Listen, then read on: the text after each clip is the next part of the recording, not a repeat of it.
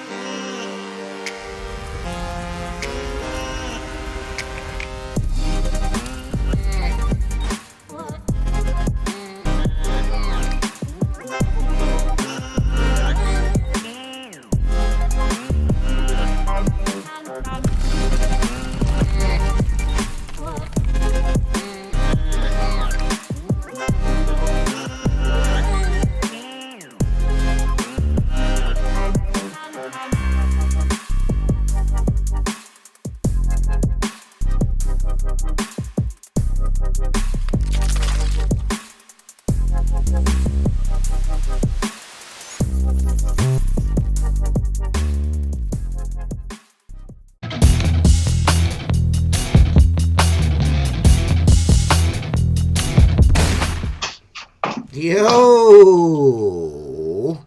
What's up, everybody?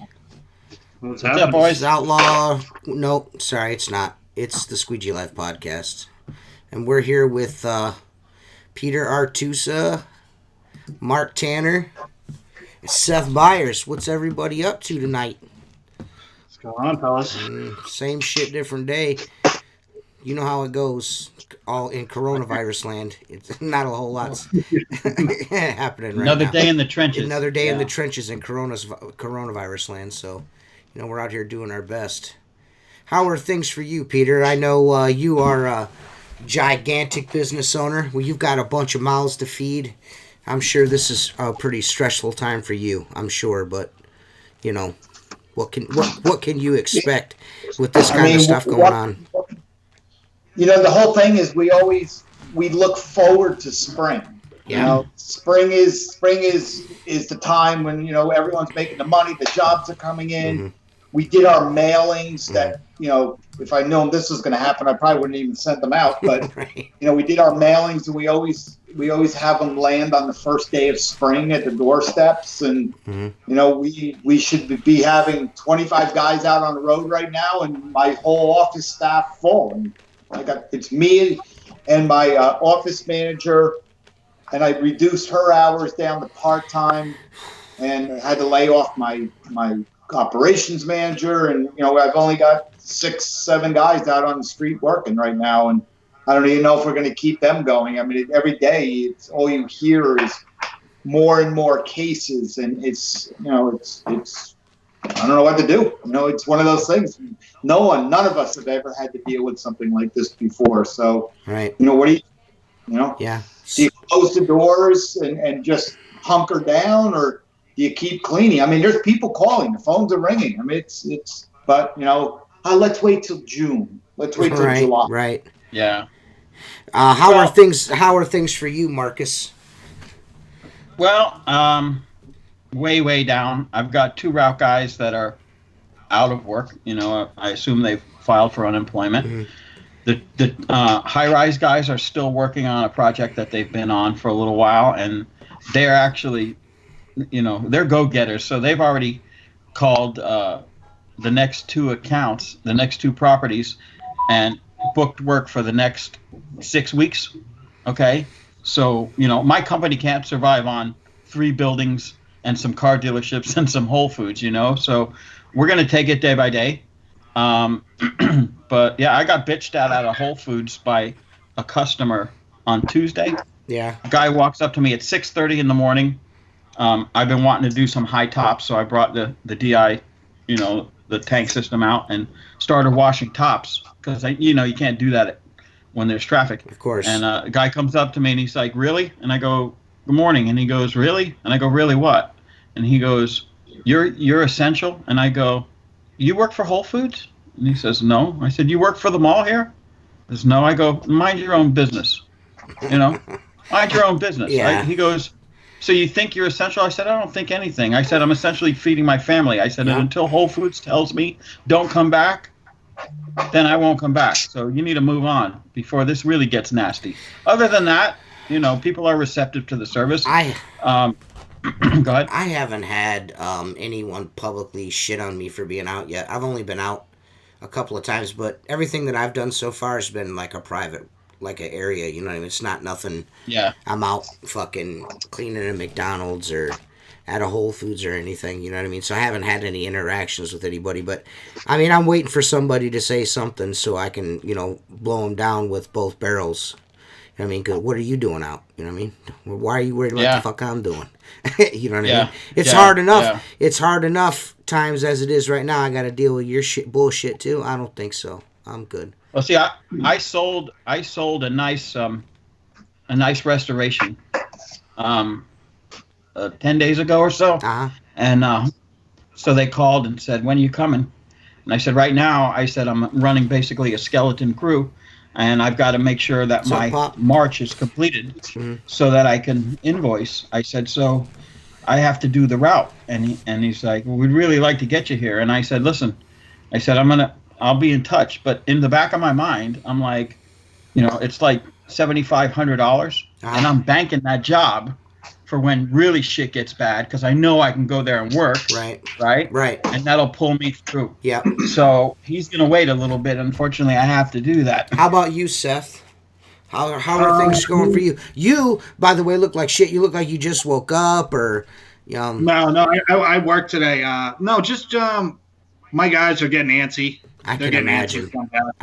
So they already were on seasonal layoffs, so I just kept them on that. I mean, we're booking work because people keep calling, but it's definitely way down. I'm probably doing 30% of what I know. Exactly. That's about what the consensus is. Yeah. It's like 30%. Yeah, and I already sent my mailers out like Peter did too. And the guy asked me, and I said, just send them. Yeah. You know what I mean? Like, they're gonna call eventually for it. So, do you think? Do either one of you guys now? And I've been thinking this because my shit's all mailed out as well.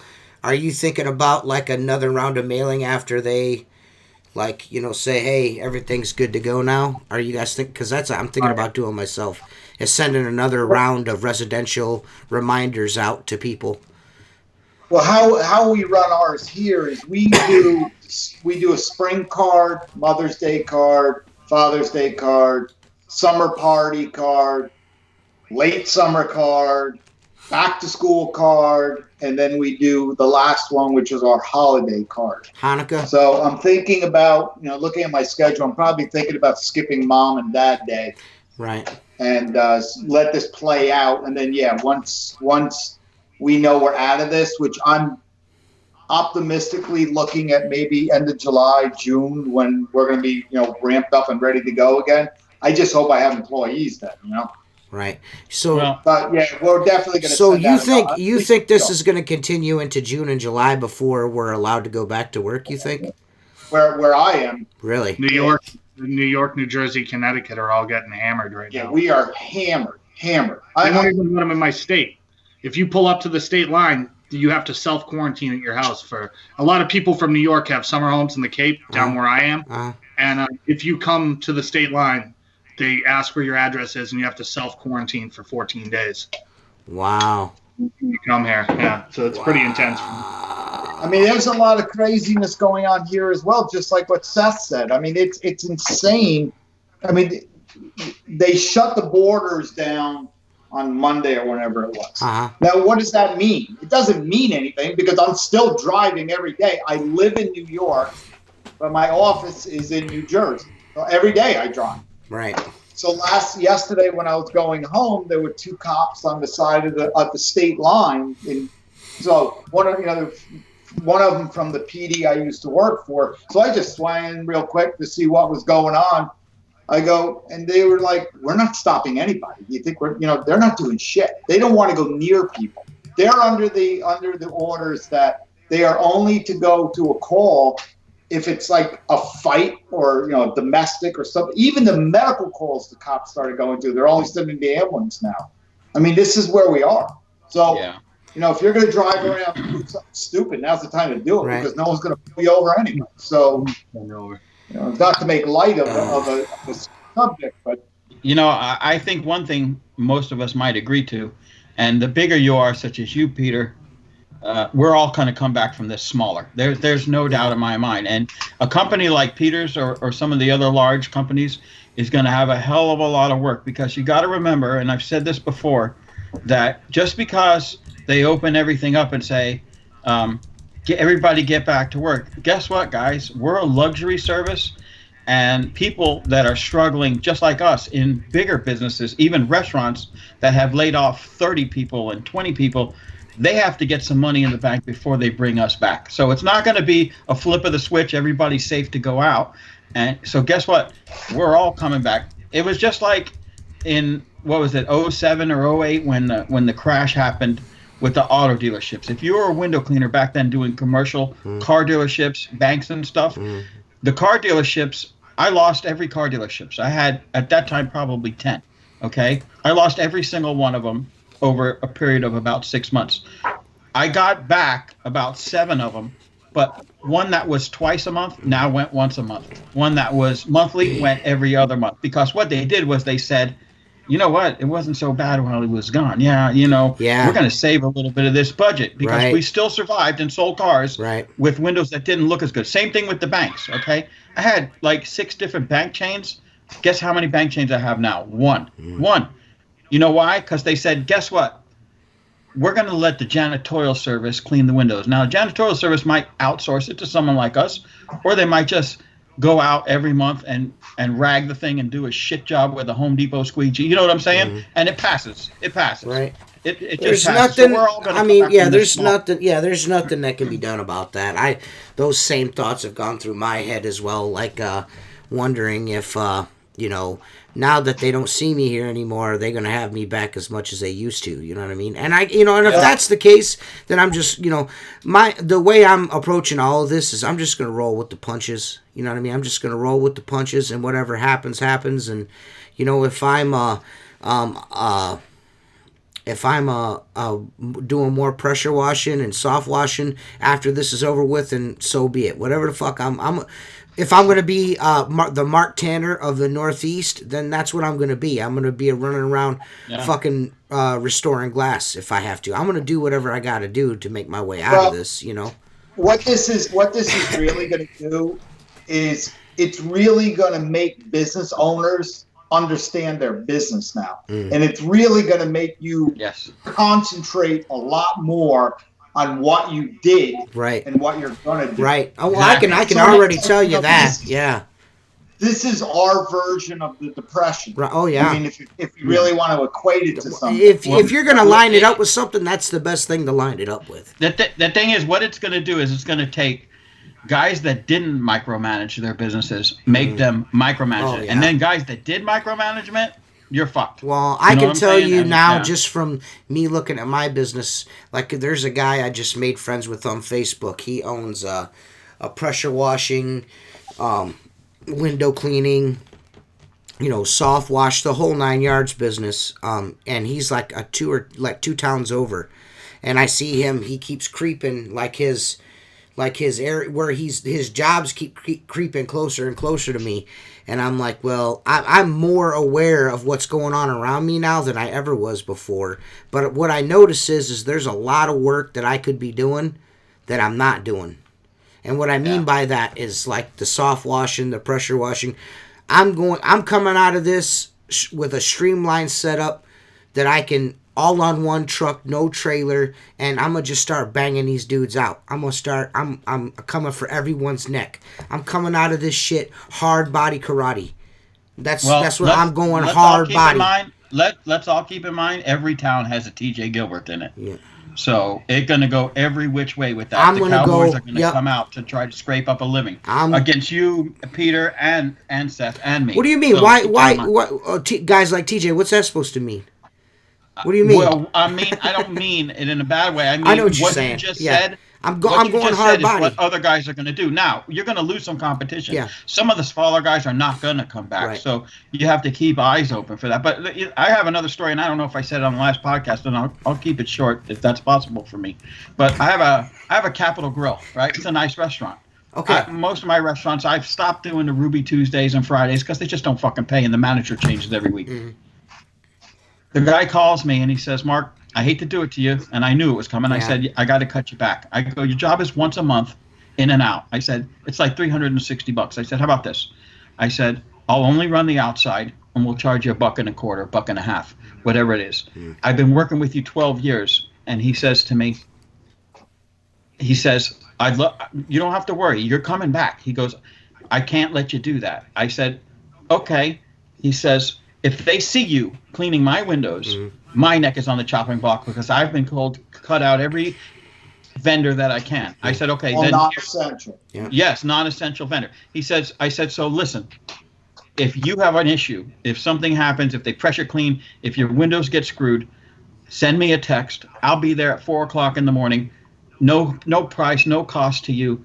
I'll get it done. We're all looking for that normalcy of getting up, getting showered, grabbing your cooler, and going to work. You know what I'm saying? As much as some days you hate what you do, if your day is not what it was, your routine, it throws you for a loop. Right. You know? Yeah, I'm just looking, like I said, I'm not going hard body. I'm not going to spend a gajillion dollars on nothing. I just want something I can run some soft wash and wash some siding, clean some concrete. You know what I mean? Maybe something with like a buffer tank, because I want to get a belt-driven unit. I want it to be able to, clean the concrete pretty good. You know what I mean? I have a 20-inch surface cleaner I've been using with a 4.5 gallon a minute pressure washer, and it's, you know what I mean? So I want to maybe hop it up just a little bit. And I just pull up to the job, throw my hose in the back into the buffer tank, and just fucking get going. I just need to be able to spread chemical fast and rinse that shit off fast and get down the road. There's no reason. So this has all made me look at my business and like there's some things that I could be doing a lot. I could be spending my time, trying to make that money too. There's no reason why, because I do a lot of like, well, you know what I mean? I don't really need to go do that pressure washing. You know what I mean? I'm just going to clean windows. Yeah. And now I'm like, from now on, I'm not passing up money. I'm not stepping over no more dollars, no more. So I'm coming for your neck, to square just one. so you know. When I started my company, I did a lot more shit. When I started my company, I did a lot more to turn a buck than I will now. Yeah. So you're going back to square one, and I don't mean to put salt in the wound, but it just kind of came to my mind is the worst thing for y'all Northerners is you're losing your season. Yeah. Oh, yeah. Exactly. Oh, yeah. Oh, yeah. I was just saying that. We work up until like Christmas. Mm. And then the only thing we do from after Christmas, we still do some minor residentials, our storefront guys. I got 2 trucks, 8 hours a day, 2 guys doing storefront. So I lost probably more than 85% of my storefronts. Done. So I got 1 truck now that works a couple hours a week.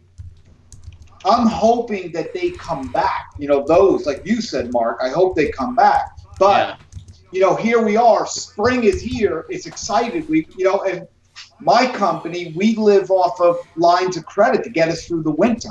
I don't lay off my key guys. I don't lay off my operations manager or my office manager. I keep them on because I want them to be here. Because if they do go somewhere, how do I know they're coming back? Exactly. So it usually takes us, April, May, June, July. We usually will get the lines paid back, and then we're good. And then I don't know if I'm going to have my lines paid back this year, which means I might not be able to bring, my staff back for the full winter. That's what the scary part. Yeah, man. My operations manager, laying him off. It was tough. I mean, that was the hardest decision I had to make this year. I mean, he does a lot here, but he also gets paid the most out of everyone as well. Yeah. A lot of difficult decisions are going to be made over the next couple of months. A lot of very difficult decisions are going to be made. There's nothing. nothing that can be done about it. You know what I mean? I mean, you got the locals around here on the islands and, you know, the peninsula and all that shit that live in the heart of vacation country for Ohio, that is, and they're telling people like stay away, don't. And this is people that survive and thrive on vacation or dollars. They're like, don't come. We don't want to get sick. Don't come. You know what I mean? It's fucking crazy, man. When this is over, let's really see who does survive. I mean, there's going to be restaurants, hotel. I mean, there's going to be so much going out of business, you know? And when this is over, I know for a fact that when we're loading the schedule, don't get me wrong, May, June, July, you know, we're almost full right now because the people are saying, you know, we changed our format. We're doing exterior only. That's all we're doing on houses. We do not go in your house. Period. We're no longer accepting cash. We're no longer accepting checks. Credit card only, done over the phone. We don't leave our invoicing anymore. We're going to scan it when we're done. We email it to them. And you know what? The customers are cool about it. They're not giving us shit. They really aren't. And they understand. Like, I'm answering the phones now. I never answer phones here. I'm answering the phones now because there's no one out in my office to answer. And the people get it. I'm just hoping for everybody that when this is done, we can continue. And everybody that's out there will continue as well. It's not going to be a light switch. It's not. You're not going to say, we kept a list of every one of the storefronts that we lost. Well, we figured they shut down all the malls in New York and New Jersey. Same here. Yeah. They shut everything down. You name it. So that's 3/4 of all our work is in malls and restaurants and all that. Everything's done. And the ones that are open, they cut back because they don't want to spend the extra money. Let's face it, it's a luxury item. Right? Yeah. It makes you not want to even answer the phone. When this first started, the first thing that went for me was restaurants. Then I got a call the next day for, you mentioned malls. It reminded me, I have a mall. I do, you know, several stores inside, but the bulk of the work I do is entryways, you know, and it's that mall I always post where I climb in the fountain and polish the elevator glass, you know, and it's like I saw that phone number come up and I'm like, this is, and I basically lost about $7,000 a month worth of work in about 3 hours. Gone. Exactly. You know what I'm saying? Now, and the one thing that, you know, it gives you a little bit of a feeling when the first thing is I have to, I didn't want to do this. You know, they don't want to get rid of you. But again, over the time where you're not there is going to dictate what comes back. Meaning, you know, it wasn't so bad and we could save $700 a month, you know, or 500 or 200 or whatever it is. So, you know, and I'm not a seller. Okay. I don't have a sales team. Okay. I'm the sales team. And the problem for me is, and I've mentioned this in the past, I don't sell too much on my route or anything because the work comes in naturally because I've been around so long. So now I'm going to have to realize I got to go out there and hustle up my old work. I got to get my old work and then try to hustle up some more work because it's going to be a strain. You know, it's going to be a strain. Man, dude. You know, the other thing that is shitty about when something like this happens is totally switching gears and talking about the scumbags that come out of shit like this. Yeah. You know, you got all these guys that are going to make, you know, do this and, you know, buy this and your company will survive. No, you know what? People should just, you know, chill the fuck up, you know, really, because enough of this. Yeah. Because I don't like people that take advantage of other people, especially when it comes time like this. You know, and there are, let's face it, you know, a lot of the newer guys out there. How many of the new guys fall for, you know, all the business gurus and all that are going to make them rich in a month? Yeah. Yeah. Right? Yeah. And those are the guys I worry about because what they're doing is they're doing shit out of panic. Yeah. They're not doing it because they think it's smart business. Right. And that's where we're going to lose a lot of people. Yeah. You know, when these guys, you know, I get calls all day. Hey, you know, but goodbye. I don't even want to talk to you. Yeah. You know, and you know who's going to, you're going to lose, especially when you have as many employees as you do. Amazon is going to not be hurting to get employees in there because they already are bringing them in. And you know what? It's going to be an issue with the labor pool that's out there. It's going to change. You know, well, I mean, in our county, not this county, but our New York county, which is 10 minutes over the line, they are building Legoland. That's the third Legoland. We have one of those. Third Legoland in the country, and it was going to be the last one. We got the power washing and the window cleaning for that place. They were due to open July 1st. Mm-hmm. That's when their grand opening was going to be. They're selling, like county residents, you can buy family packs for $90. It's just crazy. And the governor just shut them down. They're done. They're not open. They're not opening now until 2021. Yeah. Wow. And then you've got another big place that is going to be opening. It's called Amy's Kitchen. I don't know if you ever heard of that. It's a health food place, and they sell their health food in grocery stores. Okay. So they just built a huge facility in the town over from us in the same county. 660 people going there. Shut them down. They're no longer doing anything until 21. And then Amazon just broke ground. They're putting in our county. We have an airport. It's called Stewart International Airport. And it's mostly the Air National Guard is down there, the Marine Corps is down there, and like JetBlue and some other airplanes fly out of there. But Amazon is building a huge distribution center there. And they're not opening until 2021, and they got 22,000 employees they're going to be hiring. Yep. So what's that going to do for all of us here? I mean, that's 40 minutes from me.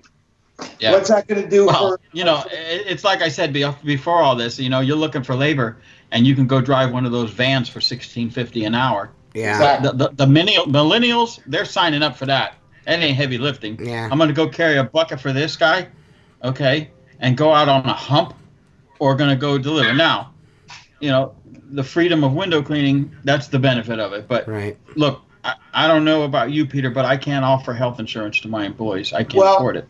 See, what it is here in Jersey is we need 15 people in order to get a health claim. Yeah. Okay, so I normally will run 23 to 28 people. Last year I ran 25. And out of the 25, most of them are younger people, so they're still covered under their parents' health care. Yeah. I had 13 people that wanted health insurance. So I couldn't get it. Man. And my wife owns an insurance agency. She couldn't even get it from me. So you got the best opportunity that there is. Dude, and believe me, if anything, I wanted to give my employees something like that. So, in our area, and I'm sure it's the same where you guys are, they have like Healthy New York. We got Healthy New Jersey. People that don't make a lot of money, they can apply, and it's health insurance. It's not the greatest, but it's health insurance through the state. And, I went to the point where, hey, if you got that, I'll cover part of your payment on that, something just to help them out. But most of my guys, and this year, we had a great year before this happened. I had 7 people, interviewed 10 people, and hired 7. Who the fuck's have heard of that, right? Who's done that? And they all were coming to training, and then this came, right? To cancel training. Who knows if I'm even going to get them back, right? You all right down there, Lewis? I mean, Seth? Yeah, man. Yeah, Lewis Coatney's here with us. Lewis, how are things going in Missouri, Lewis? Everyone's taking solid points here. You know what I mean? So, hey, I just want to know if you're all right. Oh yeah, no, I'm good, man. You look like hammered dog shit right now. I feel like hammered dog shit a little bit. You ain't got the Rona, do you? No. Okay. It's just been all late nights. Like Peter probably your girlfriend's back home, isn't she? She is back home. Okay. Now I know. Now I know why the life looks like it's been sucked out of you. Yeah. I'll get text at 11:30 like, hey, man, do you really think we're going to start up this date? Yeah. You really think we're going to start this? I got my guys panicking. I'm sure Peter's got his core guys panicking a little bit too. So you're trying to I'm panicking. I've got no guys, and I'm panicking. Yeah, I'm trying not to panic in these phone calls. We did a Zoom meeting last week, which was kind of cool. But trying to be as honest as I can without being super pessimistic about it. Right. But, I mean, what can you do? I'm going to lose 30% revenue guaranteed.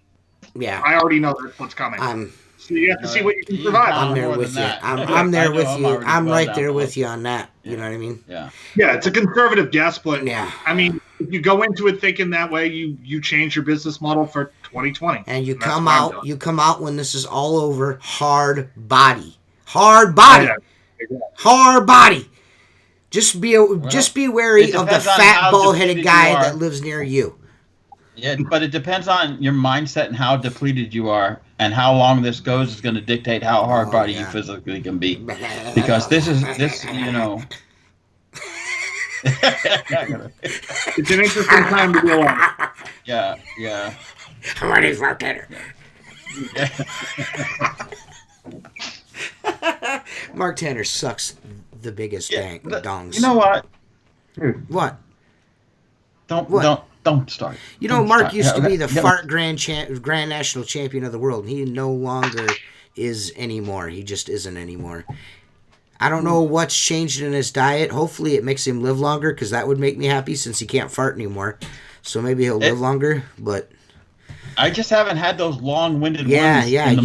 Neither one of us have. I mean, we're really... Yeah. I think all of this coronavirus stuff has scared the shit out of us, and we just ain't got it in us no more. You know what I mean? What do you think? I don't know. So what do you... Don't get me wrong. Don't fall into a false sense of security. I can still clear a room, but this is not as prevalent. What are you, Peter? What are you doing now? I mean, I'm sure you've got a little extra time on your hands. What have you been doing to occupy your time?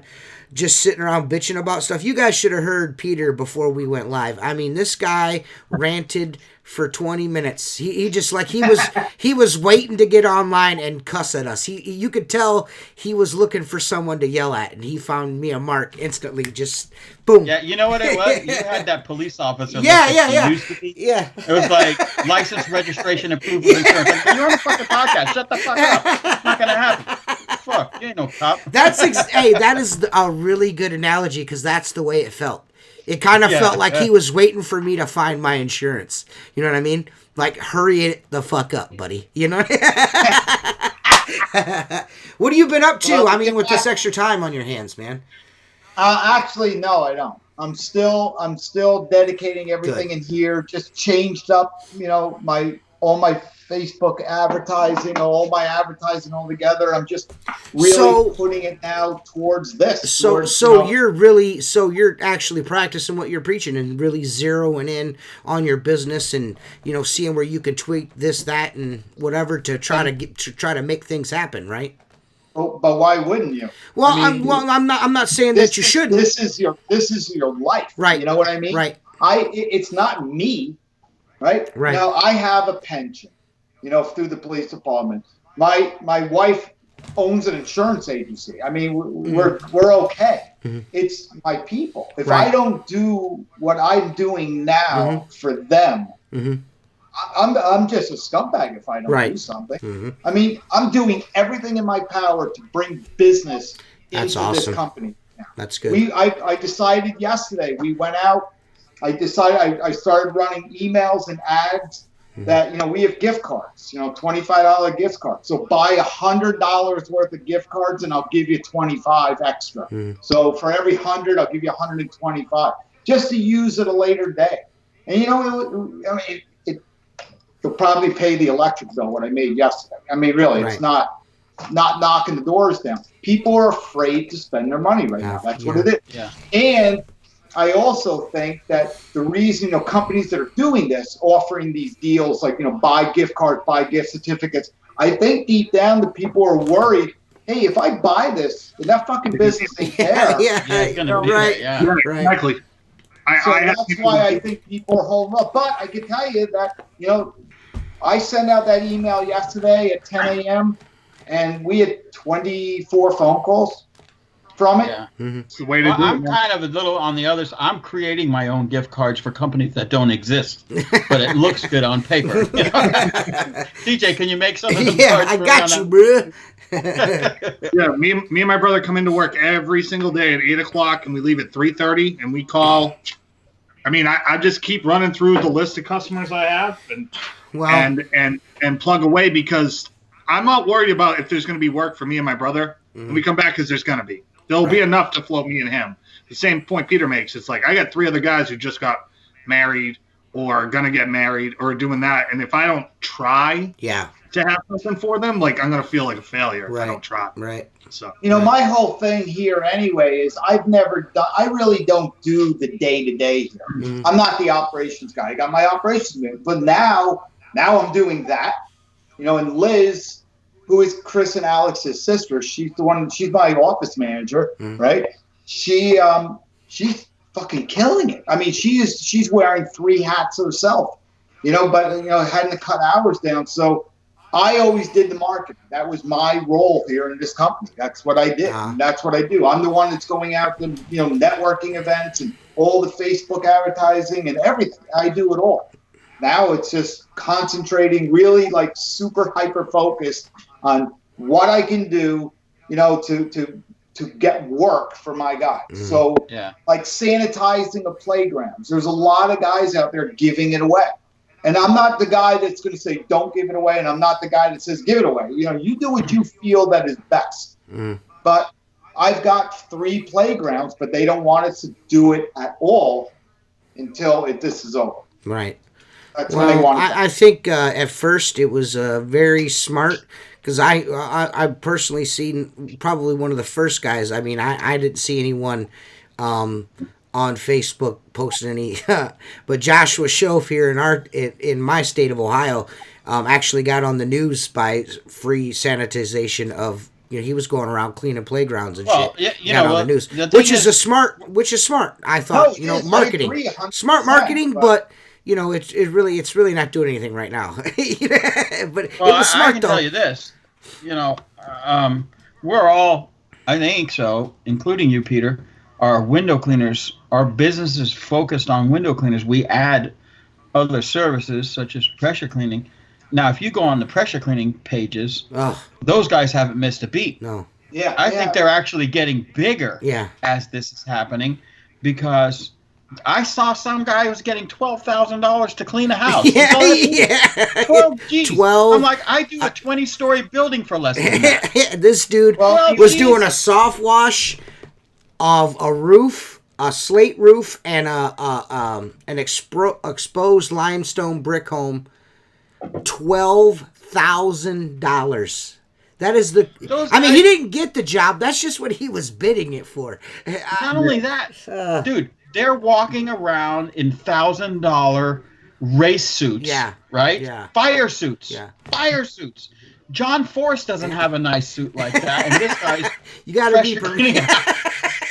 You got to be prepared. Well, that's the only thing that's busy with right now. My power washing guys are there every day. They're out power washing. It's the window cleaning end of it. Like you said, the window cleaning end of it's taking the hit.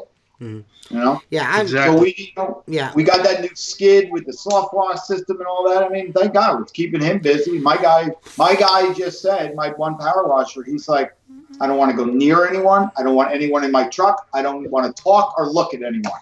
Which I agree. Just power wash and be done with it. Just leave it alone. Which, he's got kids at home. I understand his fear. He's got little kids. So, dude, I don't know, man. This is all really fucking crazy. This whole thing is, all of it's super crazy, man. I don't know. It is, and then you got to look at all the different orgs that are out there too, and what they're doing for everyone. I think Jamie's been doing a really good job. I mean, he's out there every day saying something, doing something, trying to help people, and it's a good idea. And with the IWCA, Paul Cullum did this fantastic letter that we sent to the White House and to get window cleaning as an essential business. And everyone's trying their best to make something happen so that we can all come out of this successfully. We're all going to have damage. I mean, let's not sugarcoat it. We're all going to have damage. But if we can come out of this with a business and continue, we've won. Yeah. And I feel like if you got into business not thinking something was going to happen, it's some course of owning a business, maybe not to this extent, but it's making you more prepared for. I don't think I'll ever get caught off guard like this again. Not like this, no. The issue is, especially for the guys in the South, okay? and I've mentioned, we had a hurricane. I mean, Wilma and Gene came through here 3 weeks apart and shut us down. I mean, we had no power for a month in most areas, right? Literally, you can't even go anywhere because there's power poles laying in the street. But, okay, you get through that. But now the thing is that I see different, especially for me, is everybody's in this boat, okay? Everybody's in this boat. So you start to say, I'm so tired of seeing people trying to justify or say or wonder or ask if they're essential. The bottom line is this, guys, okay? Call yourself essential. That's fine, all right? You're essential, okay? Cleaning windows is an essential thing to keep a business going. However, you have to look at your customers. If I show up to my customer that's a mom and pop store and he's wondering, am I going to feed my family and keep my 2 employees and keep the lights on in this business? My revenue is down 85% because I can only do takeout. I can't open the dining room of my restaurant. And I'm going to show up and wash his fucking windows? Are you kidding me? Are you kidding me? You don't do that. You can't do it. You're right. And you hit it right on the head. But there are people out there that are doing that. And that's what I was saying earlier. I have not touched a restaurant since March 6th. Yeah. I have not touched one. Because, I mean, what do I say? You know what I mean? What do you say to any? I mean, yeah, they might own 6 McDonald's, but you know what I mean. They also, I mean, that's essentially a small business.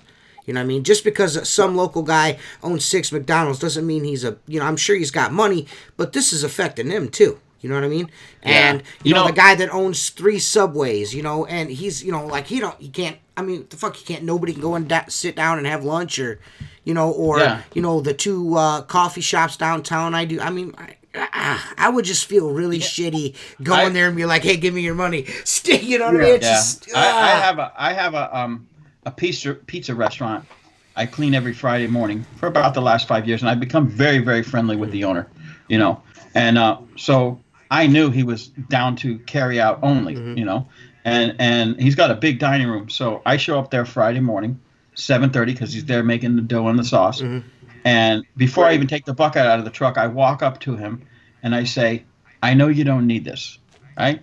But I need this. He goes, what do you mean by that? I said, I need my day to be normal, which means I can't get into my next account until 9:30, and I'm scheduled to be here at 8 o'clock. So I spend an hour here and then drive to my next account, and everything flows. I said, so I don't need this, or you don't need this, but I do. So there's no charge, but I'm going to clean your glass. And he's a great customer. As I'm leaving, he goes, hey, Mark, come here for a minute. I'm like, what's up? And he goes, send your son in here sometime over the weekend and grab a pizza. You know what I'm saying? See? Yeah. Right. He'll remember that. Right. You know what I'm saying? Right. You got to give.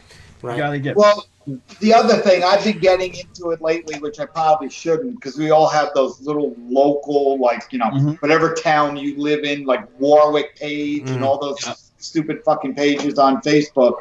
And, everyone's like, oh, you got to support the restaurant. You got to support the restaurant. You got to support the restaurant. So finally, like this past week, I said, fuck that, all right? And then I wrote this blistering article. Like, you know what? I'm all for supporting the restaurants. Don't get me wrong. I'm not against restaurants. But what about every fucking body else that's out there? What about the plumbers, the electricians, the landscapers? And then I had to put, the window cleaning, power washing companies. What about us? What about us? What about the rest of them? Well, and boy, did I tell you, I thought I was going to. My wife said, do not post that. Listen. Don't post that. I said, fuck it. Boom. Send. Listen, I did. You know what? I got really good reviews on it. I did the same. I did, and I'm not just saying this. I did the same exact thing. After about 2 weeks of support your local restaurant, I was like, what about the window cleaner, the lawn guy, what about the dog shit pickup dude? What about all of us? I said, there's more than just eateries and bars that are not working right now. There's a tons of people like me and my other buddy, I tagged his business in it, that aren't doing shit right now. You know what I mean? He's not selling anything. Nobody's going to support him. You know what I mean? Nobody's, going out of their way to call me to have their fucking windows done on the outside. You know what I mean? But I'm supposed to go down to Joe Blow's and fucking buy 85 submarine sandwiches. Fuck you. Exactly. And the other thing is, you got to say, my company, we belong to 8 chambers of commerce. I'm a huge supporter of chambers. And there's out of the 8, there's 3 that are every day putting shit out there. Hey, don't forget All County. Don't forget this. Don't forget that.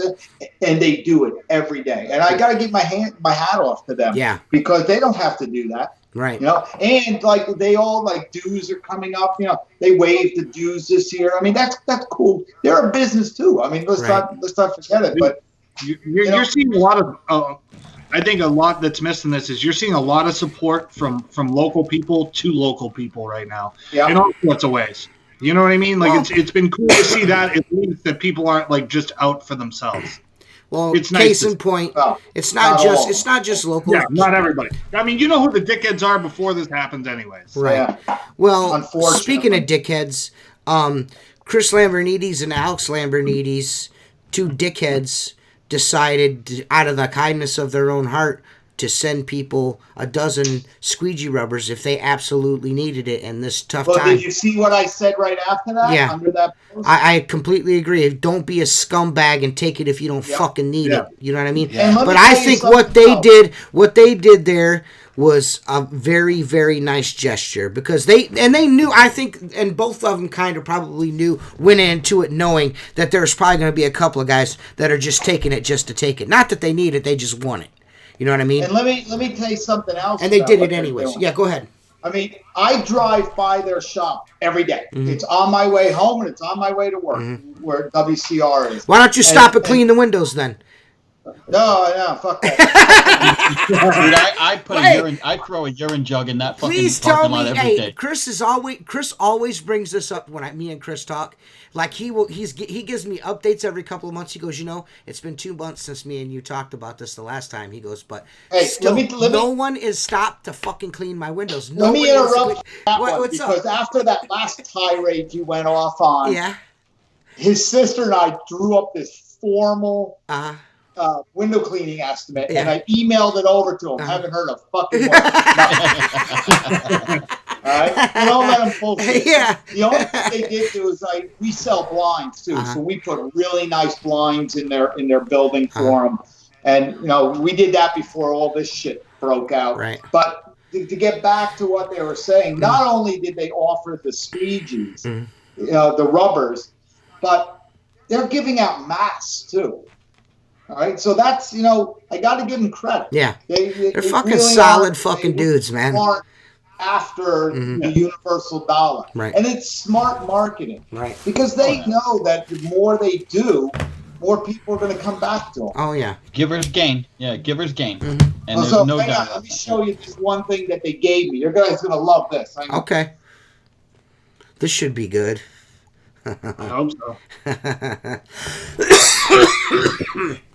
Oh man, I really look fucking terrible. Dude, that's what I'm saying. You look like hammered dog shit, bro. Yeah. So the best thing, remember when I told you they were giving away free masks? Yeah. Yeah. Where did that come from? It come from obviously. Yeah. Look at that. I said, come on, dude. This is what you're fucking doing. Just busting their balls. Yeah. But hey, there's 10 of them in there. They're giving them out. They're giving them to people. So let's not take advantage of what we're doing. And my guys wear them. I mean, they haven't got anything yet. So. Well, there are some people that are actually selling those to people. That are like 3 times the price. I mean, there's all kinds of tomfoolery going on out there nowadays. All kinds of fucking bullshit. I can tell you that we ordered Night Distributor of nitrile gloves. They delivered 2 cases of nitriles today. I got 4 cases of the Tyvek suits. Got those delivered today. The only thing I never got were my masks yet. They're on back order till the week of the 8th. I'm supposed to get the masks. Has anyone else seen the coronavirus removal trucks that are going around? Mark showed me a picture of one, then I seen another one. That was a local one. Someone else posted that last week. Yeah, didn't you, Mark? Somebody posted. Somebody posted that truck again, but in not your picture, their own picture of that same truck again. I mean, the coronavirus removal team. What in the fuck, man? Dude, I'll tell you something funny, dude. I went out and cleaned a little outside of a breakfast restaurant this morning, and I don't know about where y'all are, but it's probably the same. there's still no toilet paper or paper products in the stores, and I don't know fucking why. I have no idea why, but I'm going to tell you this. So because I'm out early, like I went to one mall to do a breakfast restaurant, and they have a Walgreens and they have Publix, which is our grocery chain. And I'm like, all right, it's early in the morning. Maybe they stocked up last night. I'm not going to go fill a cart full of anything. Right. But we're lucky. I went to BJ's and got a case of tissues. Just so you guys know, there's still no fucking toilet paper in Ohio. Still none. Yeah, none in Florida. So I figured, you know what? You fucks. Maybe I'll I'll get a chance. So I go to the grocery store and they didn't have any, and then I'm waiting for Walgreens to open. It was like opening at 8. It was like 7:50, and I'm standing there. This other older guy standing there, dude, and he has a bandana around his face, like a cowboy, right? Yeah. So I just kind of grin as I look at him, and he's like, he saw me smiling. He's like, "What?" And I go, "Nothing." And he goes, "What?" And I go, "Do I need to leave?" And he's like, "Well," I go, "You gonna rob this fucking Walgreens?" I go, "Because they might not let you in with that." He goes, "Fuck that! I went in the bank with this the other day. I started laughing so hard." He had a hat on and a bandana. That's on. fucking great, dude. Yeah, I don't. It's not. You're not saving anybody by putting a bandana over your face. No, you're not doing shit. This is coal mining shit. This is a fun. If you listen tonight, they were saying, don't wear the mask. They're not doing any fucking good anyway. No, they're not for that. My girlfriend's a nurse. I tried to explain that to people. It seems like everyone's a fucking idiot. Yeah. Those are surgical masks anyways. Those are to prevent you from splashing your bodily fluids into open wounds and shit. You know what I mean? Yeah, that's for surgery. Yeah, it's for that's why they call them surgical masks. Well, that's what they said. They said if you actually have it, wear it to stop the projectiles from coming out. But if you don't have it, just stay 6 friggin' feet away from somebody. Well, wash your hands.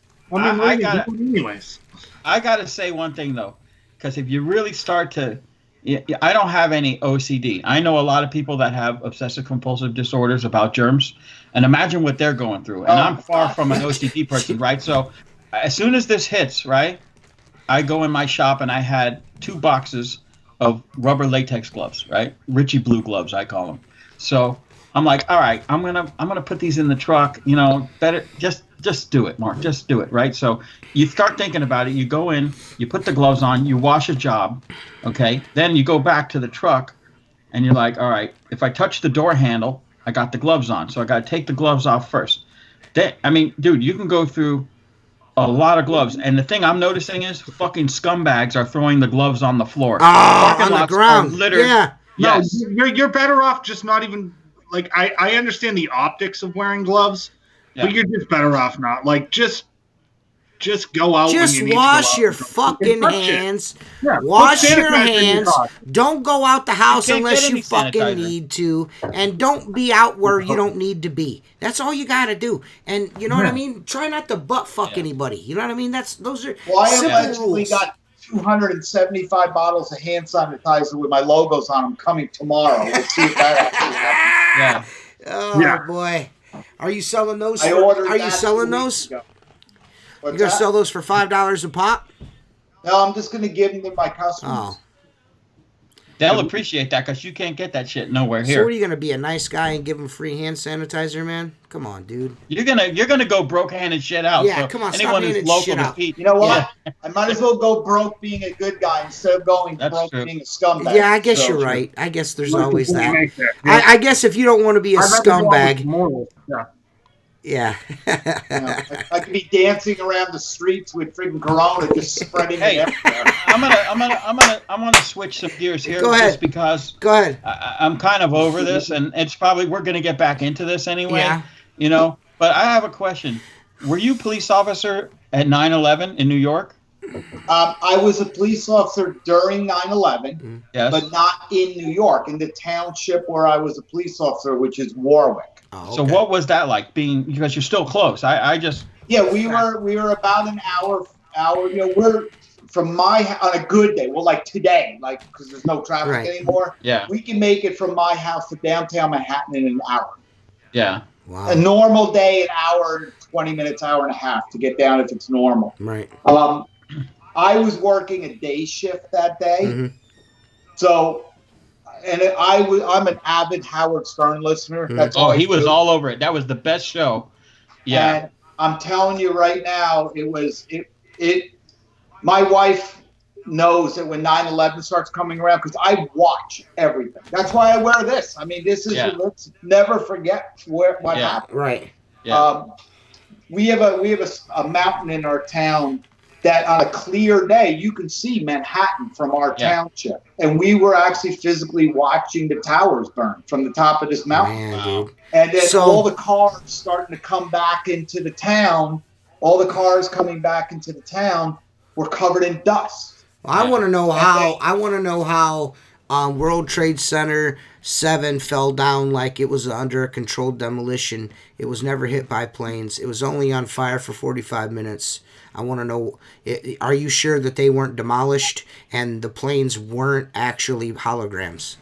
Continue. I can tell you right now, I'm not going to jump into that conspiracy I'm just theory. kidding. I'm just kidding. Yeah. But I can tell you that Flight 93, the one that went down to Pennsylvania, there was one of our town residents. Her name was Linda Grunwald. I have her picture in my phone. I had to do the death notification for her. No shit, man. And that woman, I never met her, but I feel like I've known her. And I had to do, when I went to the home, I pulled up in front of the home. All the neighbors came out, and they're just staring at me, right? Yeah. And I'm like, and we knew that Linda's sister was there, and her sister was watching her 2 children. She was divorced, no husband around. So they go, yeah, they're down at the bus stop. I'm like, shit. So I drive down to the bus stop trying to get down there before the bus comes. And, of course, the minute I pull up, the bus pulls. Oh, shit, man. So I get out of the car, and the entire bus stop just turned around and looked at me. So it was that's really, what's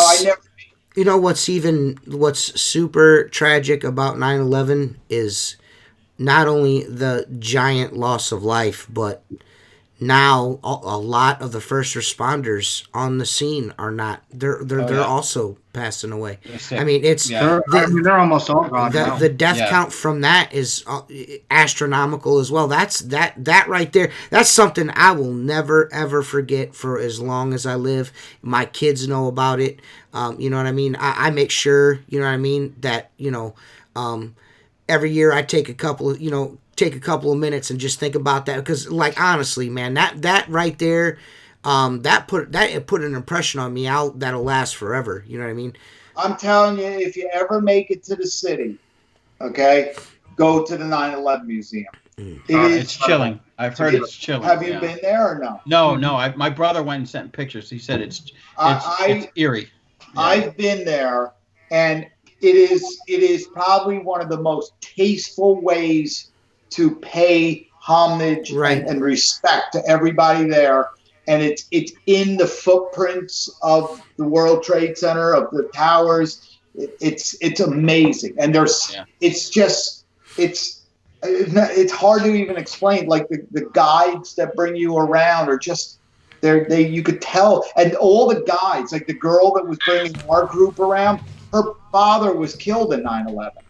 So that's what she does. She's a guide now to bring people through it. It's an absolutely amazing museum. It really is. They did it very well. The only thing I didn't agree with is they do have a little corner where they've got all those terrorist pictures. I didn't quite agree with that, and I'm probably going to get lashed out for that. No, they should have no recognition at all. None. They're in in my there. opinion. Yeah, it's a little corner in like a corner of a room, and they're in there, and and you know what sucks on. I'm going to go against the grain here for a minute, but those of us who were of enough age to really remember 9/11, which all four of us are, we all remember where we were when it happened. Mm-hmm. Okay, we all remember riveted to the TV. Mm-hmm. We all remember saying, life as we know it in this country is going to change. Mm-hmm. Well, now you see the same statement about this virus. And to a certain extent, yes, things are going to change for everybody. Mm-hmm. But right after 9/11, did you notice we had we weren't Democrats and Republicans and Southerners and Northerners. We were Americans. Okay, and even people from other countries or people that we don't say, oh, that's an American, he's Oriental. Well, we were all Americans. And with this coronavirus, okay, it's not the same. Trust me when I tell you, all the ass wipe is not going to be gone all the time. All the hand sanitizer, all the rubber gloves, this shit is going to be forgotten in a year. Yeah, well, that's I'm telling you, as soon as this shit's over, people are just downright nasty right now anyway. Well, listen, they're just not nice. The country would be in a lot better off position and a completely different mind frame if it wasn't for the media. When 9/11 happened, there was no way the media could twist it to this way or that way. It was something. It was just a tragedy. There's nothing they could do. But this right here, after the initial first little bit of hoo-ha, once we've gotten through all the facts, now there's nothing to do but sit around and speculate and draw attention to whomever's newscast is broadcasting now. So they're gonna twist it between party lines and point fingers. Like I see people during the president's state of the, his addresses to the public, like they're in the chat talking about Trump's got so much blood on his hands because of this. What are you fucking talking about? What are you talking about, bro? 10 days after this is all Trump's fault in the United States, he put a travel ban on. He was a xenophobe. He was a racist. And this is just his way of bolstering his racism for other countries coming here. Right. Then they're saying he didn't react fast enough and we're going to investigate this. What the fuck is that? Yeah. These people are disgusting. Absolutely fucking ridiculous. Sick. And we've allowed this to happen. Yeah. We've allowed the dumbification and the pussification of this fucking country. Yeah. Okay? Because guess what? Remember our grandparents said, when you did something stupid, Granddad would point at you and go, these are the people that are going to take care of me and my elders. Yeah. Well, guess what? Yeah. Now we're saying, look at these motherfuckers with the skinny jeans, the fucking latte. They can't put the phone down. They don't want to get their fucking hands dirty. Yeah. We're fucked. Yeah. I got to agree with you there. My brother is in his 30s. He's well adjusted. You know what I mean? But after that, the younger, my kids, of course, are going to be, a little more well-adjusted than most people's kids. But some of their friends and the people that they hang around with these are the people that are lighting their fucking mouths on fire with air freshener and Lysol and shit right now, eating Tide Pods and eating shit. Tide Pods. Well, I can tell you that if the huge actually happens this year, which I'm hoping it does. I hope it does. I'm bringing my youngest with me. I brought him last year as well. I know we briefly said hello, but this year I want you to sit down with my youngest. He's just turned 20, and this kid is an old soul, and he's probably, Mark? You want Mark to sit down with him because you don't want me. I want all of you guys. You don't. He's just a cool guy. You don't want us around him. There are sliding them beer if you have me. Yeah. There are you instilled that in him, Peter. Yes. Whether you know it or not, that's you. Yeah. Okay, and you had enough influence and direction. Okay, and he probably had, high morals, and he had a work ethic that's within him, because a lot of those things can't be taught. Right. So I commend you as a dad to come out with something like that, because it's hard. I look at my older one sometimes and say, how did I fuck this up? What am I doing wrong here? Well, but it's the generation. It's generational. It's generational. Well, I think too is as a tweener, I kind of live between Gen X, Millennial, Gen Z, somewhere in between there. I think they just live in a different fucking world than we grew up in. Yeah. I relate more to my parents than my nieces that are 10 years younger than me. I'm the same way. Because I grew up with no computer. I grew up with all that shit till I hit about 15, 16. Mm-hmm. They live in a different world. It's a different environment for them. This shit that we're doing is just not. It's dumb. Well, here's the sad thing. The scary thing is this: look what's happened in the last 10 years. Because in my opinion, maybe I was eyes closed to this for a while, but over the last 10 years, in my opinion, it's eroded to what it is now. Mm-hmm. And I don't see this turning around. So what's it going to be like in another 20 years? Right. You know what I'm saying? Well, see, let me say this. My daughter, She's 21 years old. My oldest is 21 years old.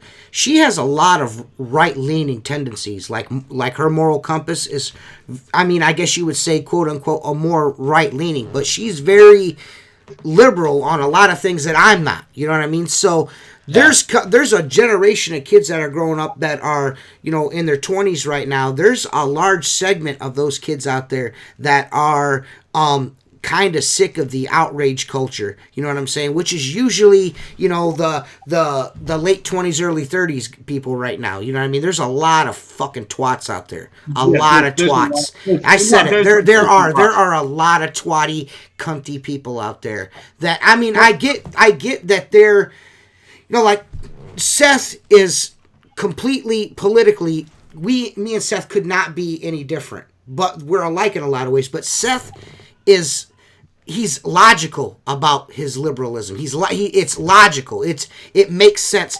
There's another segment of that are just completely out of their fucking minds, just out of their minds.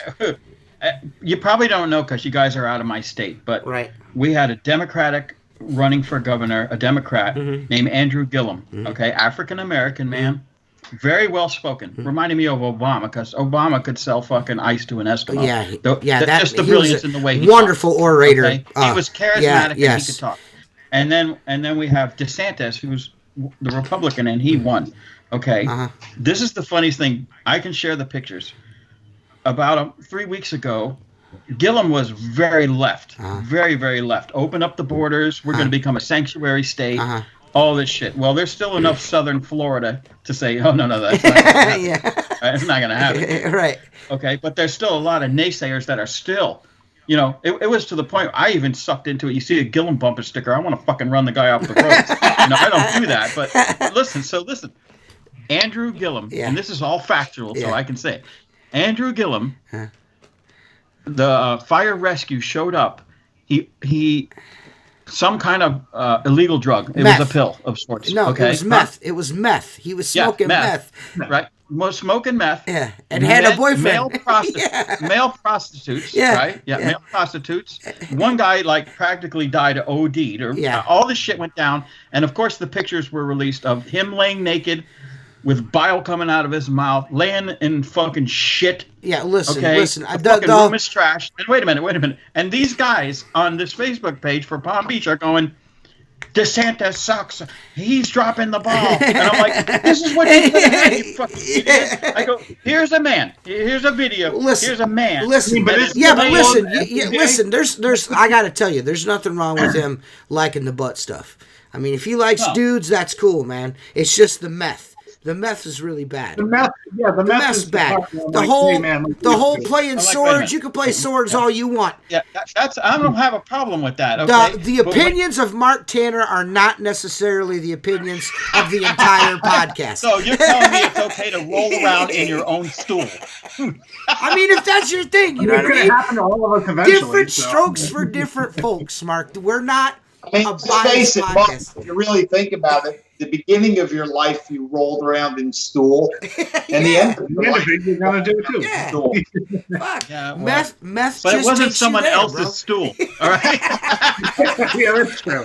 That is true. That's not very. Yeah, I mean, you got a point. That you make a very valid point there. Definitely a valid point. I don't know. At times I'm fearful, but now there is other times where, like, as I'm surfing through the internet and I'm watching my kids interact with their friends, you know what I mean? And, because we're friends on Facebook because I'm a cool dad. I check out their conversations and stuff like that. And I'm actually surprised at times, like, well, man, these kids ain't as bad as I fucking think they are. You know what I mean? But there's always that one kid that's like, man, we are so fucked, dude. Yeah. Well, no, that's how you're always going to feel, though. But there isn't I have a huge feeling that Gen Z is going to be a really good generation. I think so, because they're all entrepreneurs. They all want to have their own YouTube channel. Yeah. They all want to be their own boss. They don't want to work for people exactly like how we are. And the funny thing I've been watching, though, is the boomer generation and millennials eat each other. And Gen X and Gen Z are just kind of just hanging out. Well, this is what I want to. Hey, listen, this is what I want to talk about, and let's really get to the bones of the matter right here. What in the fuck is? You know what? What the fuck is up with Carol Baskins? I just want to know. That bitch fucks everything up. Carol Baskins fucks everything up. Do you agree or disagree?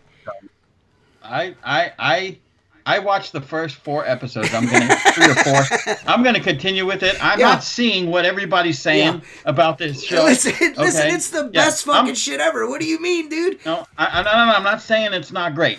I'm saying it hasn't changed my life yet. Okay, I'm kind of disappointed. I live 5 miles from Lion Country Safari. I just want you to know. Okay, I can hear those motherfuckers roar, and I don't have one. You better not go there and touch no meth pipes, because apparently, if you smoke meth, you're sucking dick. You could be straight. You could be straight as an arrow, but hey, a little bit of meth, you're going down on a Tiger King. That's what you're doing. Dude, I'm going to tell you something. The one thing I learned is all these tiger people and big cat people are fucking weirdos, man. No, listen, they're like horse people. Yeah. Listen. Scare the fuck out of me. No, horse people are like usually lesbians, but you know. Listen. Oh man, dude. I know 2 lesbians and neither one of them have a fucking horse. 3. Do they have a dog? Huh? Yeah, they're hung they have a dog. Yeah, they've got a dog. No. Yeah, horses are dogs. I walk into the. My aunt's gay. I know plenty of my dad. Hey, my dad used to own horses, and he's not gay. So, your analogy doesn't work, sir. I don't appreciate it. Go ahead, Mark. Tell your long-ass podcast story again. Shut the fuck up. 3 years ago or so, I walk into my local auto parts store, right? The one I always go to. Yeah. I walk up to the counter. There's another guy standing at the counter a few paces away, right? This guy, I'm not. What was he wearing? He's wearing a fucking. He's wearing a fucking loincloth, right? A real loincloth. Was it Joe? Was his name Joe Exotic? No. So, I'm looking at this fucking guy like he's got like t-shirt, his nipples are hanging out, he's got a piercing, he's a fucking freak, right? He's wearing the loincloth. As soon as he leaves, the guy behind the counter goes, that was pretty obvious. And I go, what? He goes, man, you do not have a poker face. I'm surprised he didn't fucking back me. He goes, no, listen to me. This is true. You know who that was? I said, I have no fucking idea who it was. He goes, that is the original Tarzan. The first guy that was in the Tarzan movies. And I had heard he lived out by me, okay? Well, he lived about 5 miles away. He had 5 acres, and he had 3 or 4 tigers. One, I remember his name was Bobo, because Bobo decided to get out one day, and Florida Fish and Game, that motherfucker was stalking, eating up dogs and cats, and eating up everything. They couldn't catch a motherfucker. Oh, was it a tiger? A tiger. He had tigers. Named Bobo. Yeah, he had tiger's name was Bobo. You can look it up online. And those cat people, they're all fucking whacked. Yeah. So we have a huge Renaissance fair about 6-minute drive. It's called the Titty Fair, but keep going. Yeah. That's the one TJ went to? Yeah, boy. So they have the ligers. With my gay cousin and her girlfriend. So fuck both you guys. They don't own a fucking horse. They don't have none of that shit. None of those stereotypes that you guys gave them. Until I saw that, I will say I thought a liger was created on Napoleon Dynamite. No. Bred for his skills in magic. I honestly never thought there was any such thing as a liger. They're real and they're huge. Yeah. But, so one of my friend's brothers works at that Renaissance fair that Joe Exotic runs the whole tiger and stuff. He's like, oh yeah, that guy fucks a lot of dudes that come and work here for the summer. And I was like, nah, get out of here. You all these messages. Yeah. But yeah, no, he is exactly this how conversation went south. Yeah, well, of course it did. This is the Squeegee Life podcast, man. What do you want to talk about? Let's talk about the proper way to fan a window. Get the fuck out of here, man. Let's talk about the gifts you give out to Patreon members. What about them? This is rap about those for a while, like the stickers. What about them? Yeah, I'm still waiting on mine. You're never getting. I love my sticker. Awesome. Right? You're never fucking getting one, Seth. You're never getting. I know. At this point, My stickers right there. My T-shirt. Yeah, that's home. Yeah. Did you get your card? I got a card. Yeah. I'm waiting for the new card. I'm waiting to. I got to get new cards for the new members this year. But what I liked the best gift that came in this care package that you sent, was the. I'm assuming it was like a keychain type squeegee thing, where like. You fuckers couldn't even get a new squeegee. No, this thing is all fucking dirty. Wait a minute, listen, man, listen. Listen. Let me stick up for the fucking keychain. Shut your fucking mouth, Mark. Listen, I want you to know that right there is $1 million squeegee. That's a piece of Mark Tanner's squeegee that he used to make money with. Yeah, Peter, you don't think I'm going to put up a brand new channel, do you? Yeah, you got to. I mean, first of all, Mark, listen, this is the thing. Fuckers couldn't even buy a new channel. No, listen, Mark asked, he said, do you think I should use a new channel or should I give him an old channel? And I was like, dude, it would be a lot cooler if everyone got a piece of one of your squeegees. That'd be fucking dope. You know what I mean? He's got a bunch of... That's why we got fuck you, really Peter, cool? Send it back. You know what would have been cool? What? Maybe a note explaining that. If you actually listen to the podcast, you would know that. Saying, what the fuck is this? Hey, listen, you got to tune into the episodes that don't involve you, Peter. Yeah. If you listen to the ones that you aren't on, you would know that. Yeah, it's for very small cut-ups, Peter. Okay. I do listen. I watch. I'm not always. I'm never on at nighttime. I know. But you always keep me updated on whether or not you like an episode or not. You always like, man, that last one was really good. You've always been good about that. Almost 200 episodes now. Peter usually hits me up and says something nice about the podcast, so I will give you that. I'm only busting your balls. We're sorry about not. The next time we will make sure that we send you a virgin squeegee channel. Yeah. You know what? I'm gonna take. Never been used. You're gonna what, Peter? You know what? Here's what you're getting, buddy, and you got to bring it on. I'm gonna build you an 18-inch brass keychain. Yeah. You walk around that big motherfucker. So I don't even carry fucking keys. That's the worst thing about it. So I got a question for you. What's new and happening? What are plans going on with the IWCA, Peter, which you are a large part of? So what's going on new there? You know, what can we say about it? You know, these are tough times. I mean, let's face it. We've already beat that all the death and with all the doom and gloom that we've been into. But you know, I was bothered with the Georgia convention because I did see you there, Mark, and I really wanted to talk to you, but when I first saw you, I was trying to sell booths, so I'm trying to grab all the vendors, and then all of a sudden I come back because now I'm done, and I had 2 beers in my hand. I go to Phil. Where the hell's Mark? Oh, he left. All right, well, then I'll drink the fucking beer. So I really wanted to hang with you. So now I'm thinking that down in Atlanta, if they have that, I definitely want to hang with you guys. Absolutely. No, I think you're all bringing your spouses, and my spouse. No, listen, Peter, you did send me. I was looking forward to meeting with you, and then you did acknowledge that I wasn't there anymore because you sent me a text. Hey, man, sorry I missed you.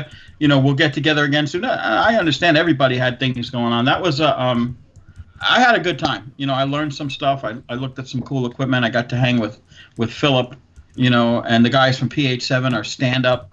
Yeah, they're good guys. So this convention coming up, you know, God willing, if we have it, we did sell it out. I mean, we sold out all our vendor booths.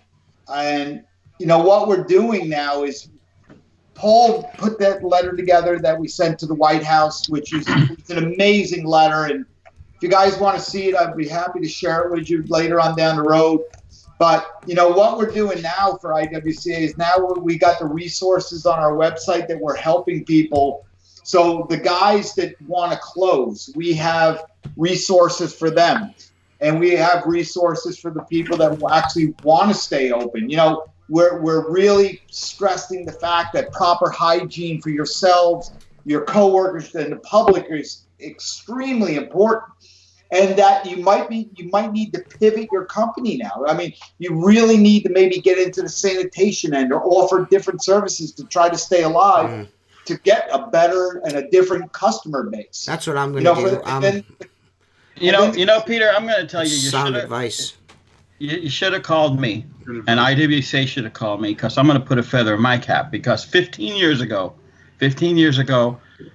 Trump built a $50 million ballroom for his wedding, and I was the guy that cleaned it the day before the wedding and 2 days before that. Ooh. So all you had to do was drop my name, and it would have been it. Yeah. Remember, Mark? I'm sure you would have jumped right on that.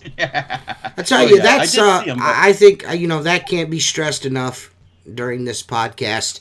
Is don't pigeonhole yourself. Don't pigeonhole yourself. And go out with every resource available. I know that we've added a bunch of resource pages for both sides of the spectrum right now on our website. For the guys that want to close and also the guys that are staying open. I know that Paul and I'm on the executive committee now as well, and we're all trying to lobby in each of the states to get window cleaning as an essential business. We're trying to get it faster.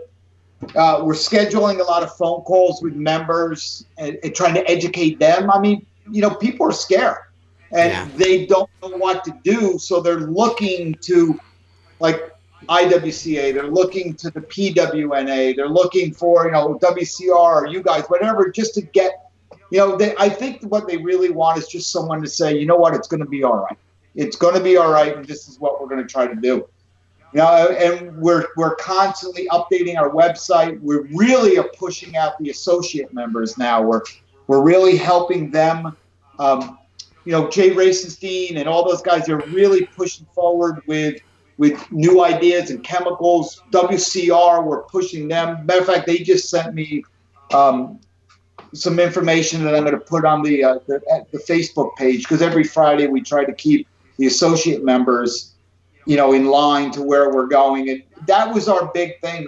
We it's a whole new feeling there, Mark. And I know what you said, several podcasts ago when I was on the first time, that it was almost a year ago. As the good old boys high-rise club. I mean, believe me, I thought it the same way myself when I joined.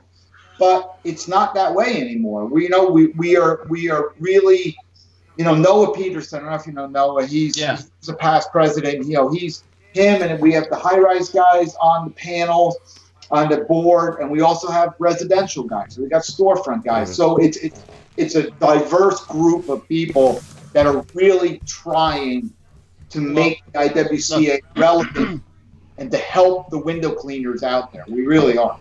I've been in window cleaning since 85 or 86, okay?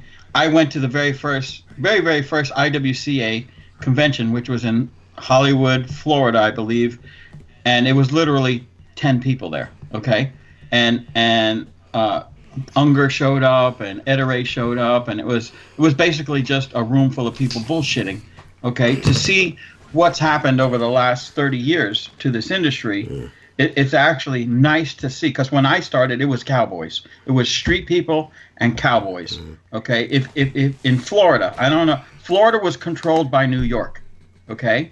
Because New York had a bunch of retired window cleaning company owners that would fund somebody like myself, okay, for 20% interest on a route. They owned the routes up there, down here. So what would happen is, Peter, you would come down and say, I see this young guy, Mark, he wants to go into business. You want to do my insides? Go ahead. Yeah, you want to buy a route. So I'd say, yeah, I want to buy a route, Peter. And you would tell me, go to your family, come up with 15 grand, 20 grand as a down payment. They were selling routes for 20 times, 25 times the monthly revenue, okay?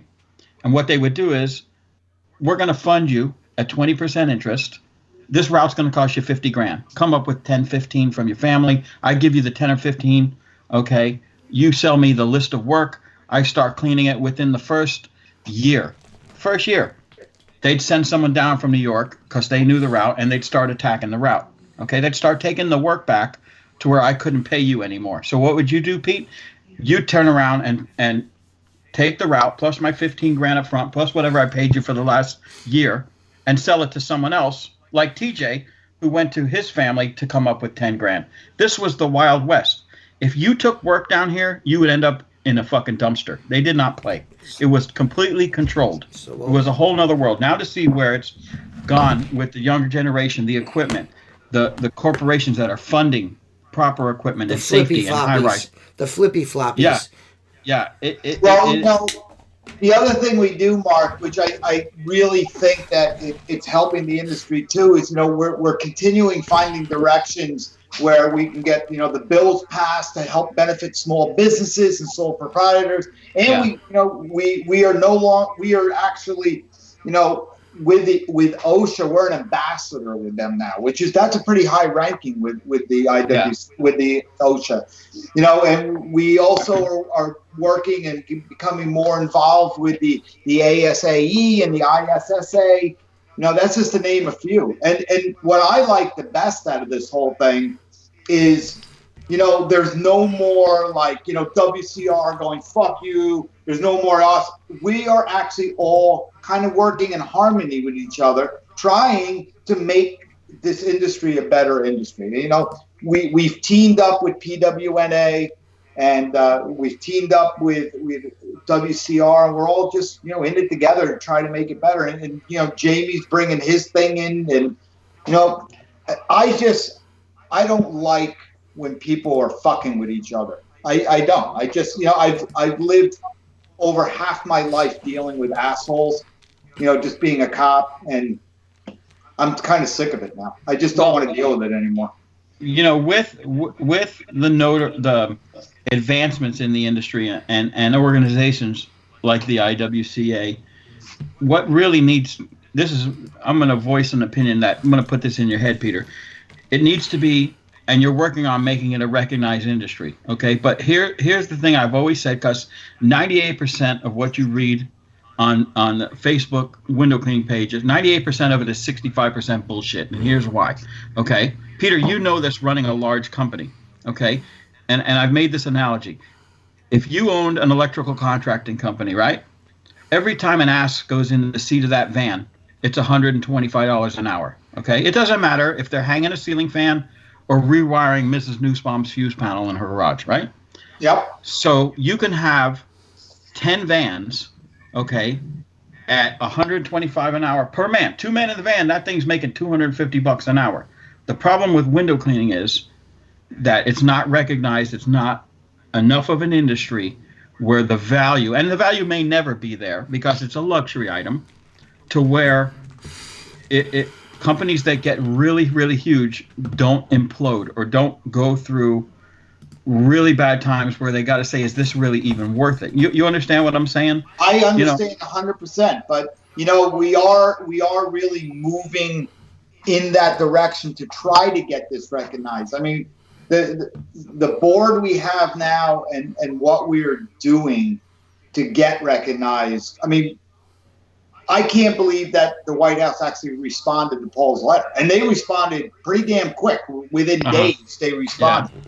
Yeah. And basically their response was, we understand what you're saying, blah blah blah, but you got to check with local and state authorities. So they kind of pawned it off on that. But we're not going to let it lie. We're just going to let this go, and then we're going to continue, pushing and seeing where we can go with it. But everyone that I work with on that board are all stand-up men and women, and there's no bullshit. We get along with each other, and we really have a common goal, and it's to make our industry a better industry. I think it's pretty awesome. Safe. I think it's pretty awesome that you guys are, trying to, especially with what's everything that's going on, at least trying to be a little proactive for guys and gals out there that are running, window cleaning businesses. That's, that what more can you ask for than for an organization to put out materials that may help you in this crisis, actually doing some groundwork to try to, make window cleaners an essential service. That's, that's cool stuff. That's, what more could you ask for? And we're putting it. We just put out a video. I don't know if any of you guys seen that little video that we put out for window cleaners about being essential. I mean, it's a start. This is what we're trying to do. Of course, no matter what you do, you're going to have the naysayers. Right. You know, you're going to have the assholes that are going to, it's what my father used to say. Well, God bless him when he was dead. Don't let your Tweety bird mouth run over, or don't let your alligator mouth run over your Tweety bird ass. Yeah. Yeah. That's what my dad used to say all the time. He's got a alligator mouth and a hummingbird ass is what he always used to say. Yeah. So, I could see we're not out there doing anything but honestly helping the window cleaning community. That's what we're trying to do. I mean, the safety classes that you have on our website, I mean, you could take an OSHA 10, OSHA 30 right on our website. And, everyone does it. You could get them anywhere, but, what are you going to do? You try to make the industry better. Hey. That's all we're doing. That's all we're doing. What are you going to do? Forget about it. Forget about it. It's good, at least as a residential owner, to see how far you guys have progressed in probably 10 years was the last time I went. My old boss was a board member on the IWCA in like 2010 till somewhere else. And he used to bring me, and I was like, why am I here? You know what I mean? It used to be all high-rise certifications, all that, and how far it's progressed in 10 years. It's not anymore. Everybody, yeah, no, it's changed a lot. I teach 2 classes there. My wife actually is teaching a class this year, which is going to be a bang-up class for anyone that does it. She's answering all the questions about insurance. How many times a day do you see on these fucking Facebook pages, hey, what should I do for workman's comp? Or, hey, if I'm a power washer, do I need insurance? No, she's going to do a class on that, which is going to be pretty cool. And our keynote this year, it's going to be a great year this year. So if you guys can make that convention, it's in the Golden Nugget, the last week of January 2021 in Las Vegas. It's going to be a bang-up event. I don't know if I'll be able to do 2 conventions this year. Well, you know what? We do have a new thing we started last year where we actually give away passes to the convention. So essentially what you're saying is that if I win, me and you are going to be bunkmates, and I'll be able to sleep. Well, you would have to fight my wife off for that. You need a flying bed. Yeah, get a flying bed Airbnb. Yeah. What's up, man? Can I get like a rollaway or something like that, or? Well, it's not always it's not always the money about it. It's also the logistics of it, because everybody's going to be watching everything they do. Sounds like an awesome fucking place to have it, though. Vegas is pretty fucking cool. Oh yeah, I want to see Vegas. Yeah. Fuck yeah. And it's on the old strip is where the Golden Nugget is. That's cool. And you walk out, you're right on Fremont Street. It's right there. That's fucking cool. It's the old Wild Wild West there. Yeah, that's exactly what it is. That's cool. I've been to the Golden Nugget. Yeah, it's an interesting spot. Exactly. To say the least. Yeah, that's cool. There's a lot more homeless people there than I remember, because my wife and I were there this past summer. And I don't remember the last time being there that many homeless people on that street, but they kind of keep them corralled now. They got these like little circles. Yeah, and they're allowed to sit in those circles and pawn off whatever they're doing. Yeah, you can feed them. It's an interesting thing. Yeah, it's kind of cool. You can pet them, feed them. Yeah. But anyway, yeah, that's what we're trying to do, and I think that. We're moving forward now. The whole thing is, I said it before, in 3 years or 4 years, whenever our terms are done, and that's really it. Then you're done. And I always said that, no matter what we do in life, it's to steal Gary V's quote, it's not currency, it's legacy. And let's face it, we all are entrepreneurs, if you want to call ourselves that, business people. There are a lot of scumbags out there in this world, but if you don't leave a legacy, then who the fuck are you and what are you? You know what I mean? Because let's just face it, 2 weeks after you're dead, No one even knows who the fuck you are anymore. Other than your family, yeah. I got news for you. Me and Mark have left a legacy, and it's called the Squeegee Life podcast, and we will be remembered forever. This will go on forever. This is the song that never ends. Well, that's what I'm trying to say. There's life is short, man. It really is. Yeah. It is. Everyone. That's such a cliche thing. But it truly is. But if you really think about it, man, it's fucking like that. Yeah. You know, whoever thought this coronavirus? And look at all the people that are dying. We had last night alone, 681 deaths in New York alone. Yeah. Well, you know what it is? Part of it is you work all week, you look forward to the weekend, not thinking it's just another week off of your life. You're striving for that weekend. Like I said, I got some reality when a restaurant that I've been cleaning for a long time said, Mark, we've been working together a long time. I said, how long you been open? He says, 19 years. I said, 19 years. Because I was the only window cleaner that's ever been there. It was the first job I picked up when I started my company that paid more than $100 a month. Okay. Mm-hmm.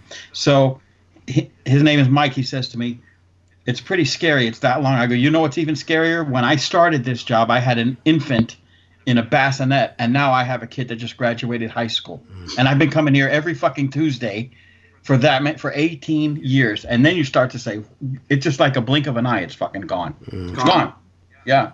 And that's, I have a friend who owns a business around me, and he said something to me that I took to heart, where he said that I look forward to Tuesday and Wednesday the same I look forward to Saturday and Sunday. And that's how I feel owning a business. I look forward to each and every single day of trying to do something, productive, productive, move stuff forward. And that's, I don't envy the 9-to-5ers Monday through Friday people. I really don't. So I'd rather go through this bullshit than. Well, exactly. Being an entrepreneur it's not for everyone. I mean, you can honestly be a true entrepreneur, or you can just own your own business. I mean, and there's nothing wrong with that. Don't get me wrong. Owning your own, not own your own business, own your own job. That's what I'm saying. So there's nothing wrong with that. I don't want to, people are very content like that. But I'm the type of guy that when I start something, I'm already thinking about how I'm getting out of it. Yeah. All right. So you got to get an exit. The reason I like being a cop so much, but at the end it got played, was every day was different. Yeah. Every day was different. So you never, and it's kind of like owning a business. Every day is different. Yeah, you're cleaning the fucking window the same way. You're still going to the McDonald's, or you're still going here, but you never know what's going to happen. Yeah, it's something different all the time. It's always. I have a buddy that retired from Hillsborough County Sheriff's, and he went to. It was a lot. He got in a lot quicker because he got a degree in criminal justice because he wanted to work for DEA or whatever, and he knew that was a step up. And when he retired, I think he left after 10 years, and I'm like, dude, you were like the model cop. What happened? He says it just got too political. I couldnn't take it. So he's a Department of Agriculture enforcement officer, and he loves that because he's just got a big territory, and he does what he does. You know what it was back in the day. I think I said it the last time we spoke. When you first become, at least when I first became a cop and I was going through the police academy, there was one instructor, and God rest his soul because he passed away a few years ago.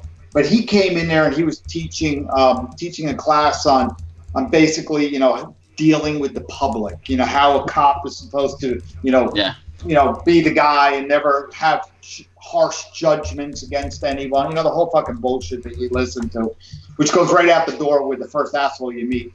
But he said, and it resonates to this day. He said that when you first become a cop, you're Superman. You want to save the world. And then all of a sudden, one day, holy shit, that guy's an asshole. Yeah. Then the next thing you know, that guy's an asshole. And before you know it, your whole family are assholes. And he goes, when you get to that point, it's time to retire. And I got a question for you.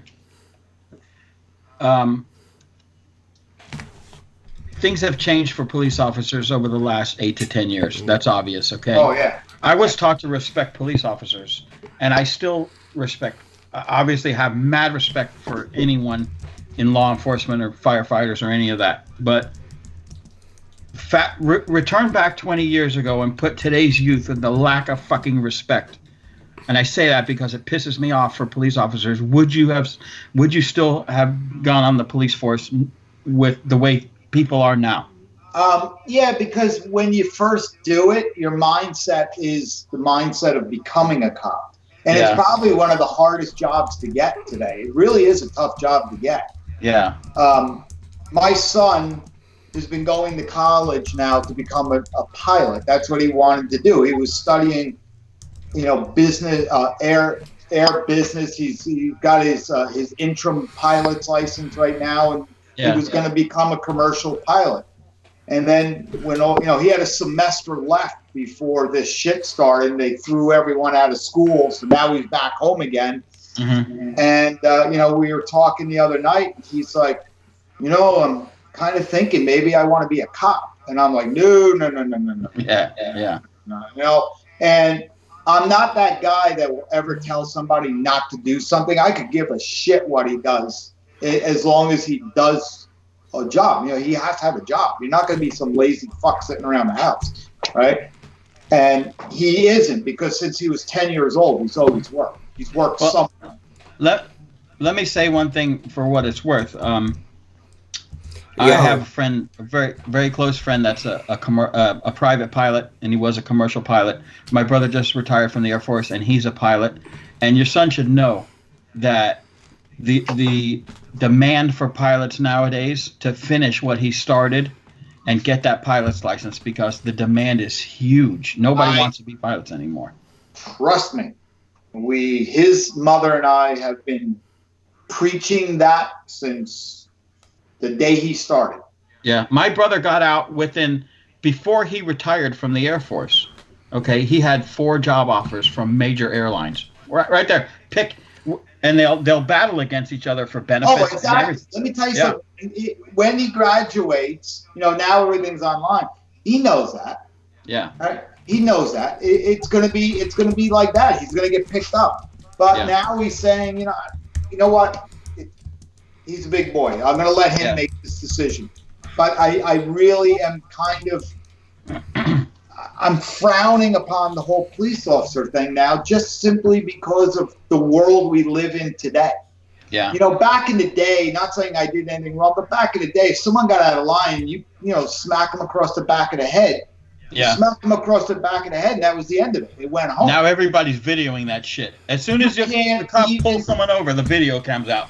You can't even call someone an asshole anymore without getting it on Eyewitness News. I mean, seriously. And everyone is against cops. They really are. It's just against cops. I'm not. Hey, listen. Showed up during Obama. Hey, I got to tell you what. I've owned NWA, fuck the police, since like 1986. I've been fucking the police before it was cool. I'm just kidding, Peter. I'm just kidding. Why you get all serious? Peter, why you got to get all fucking serious and shit for, dude? I loved it. You got all stone-faced and shit. Hey, whatever. You know what I mean? I got to keep it light over here. You know what I mean? I don't know. What do you want? No, I hear you. You guys get all fucking serious. We got a thumbs down with all this negative talk. Nobody likes the police. The only thing you can do to your kids, you're all parents, is advise them. You can't tell them. You advise them, and then you let them make their own decisions. I know that I instilled the right morals, values, and habits into my kid, where he's going to make an educated decision. And you know what? He has to fall on his ass. Well, the problem is this. Everyone nowadays feels like they're entitled to something, and they've got some kind of fucking cross to bear. And when they get pulled over by the police, they want to make it into this fucking it's all about my rights and shit. Just give them your fucking driver's license, your fucking insurance, and if you're not doing fucking nothing wrong, the fucking cocksucker can't do nothing to you if he's just being a prick. If he's just being a prick, show him that, hey, here's my license, here's my fucking insurance, and I'll be on my way. That's all you gotta fucking do. It doesn't need to be a 45-minute fucking talk on the side of the highway so you can try to test this guy's fucking patience while he's standing out in the fucking rain dealing with 1,200 dickheads like you you a day. You know what I mean? Just give them the fucking license and the insurance. I agree. You know what I mean? I'm all about my rights. I'm a libertarian. You know what I mean? I want to be able to do what I want to fucking do, but I have a healthy respect for the law. You got to. They're just doing their fucking job. And if they pull you over for no reason, then it's for no fucking reason. Whatever. You know what I mean? You know what the old saying is? It's a really big book. We can always find something. Yeah. Oh, yeah. Yeah. Yeah, and you know what, Peter? I'm not judging, but I think you wrote a lot of fucking tickets. No. Peter looks like he doesn't do that. No. I can tell you right now, bro. Peter is fucking cool, dude. Cooler than the other side of the pillow. I would get yelled at every month for not writing tickets. Yeah. And then when I did, like my lieutenant, I remember one day my lieutenant jumps in the car with me. He just retired on Monday. Yeah. Tommy and I were close our whole life. I mean, I got the guy late. What more? Tommy kicked the can? Is it Tommy No, kicked the can? no. Tommy kicked the can. No. He meant his nickname. Tommy kicked the can. Is that what you guys call him? Tommy kicked the can. This fucking guy, man. No, he used to call him Buckethead. Yeah. See. Was he Oriental? No, he's a Polish dude.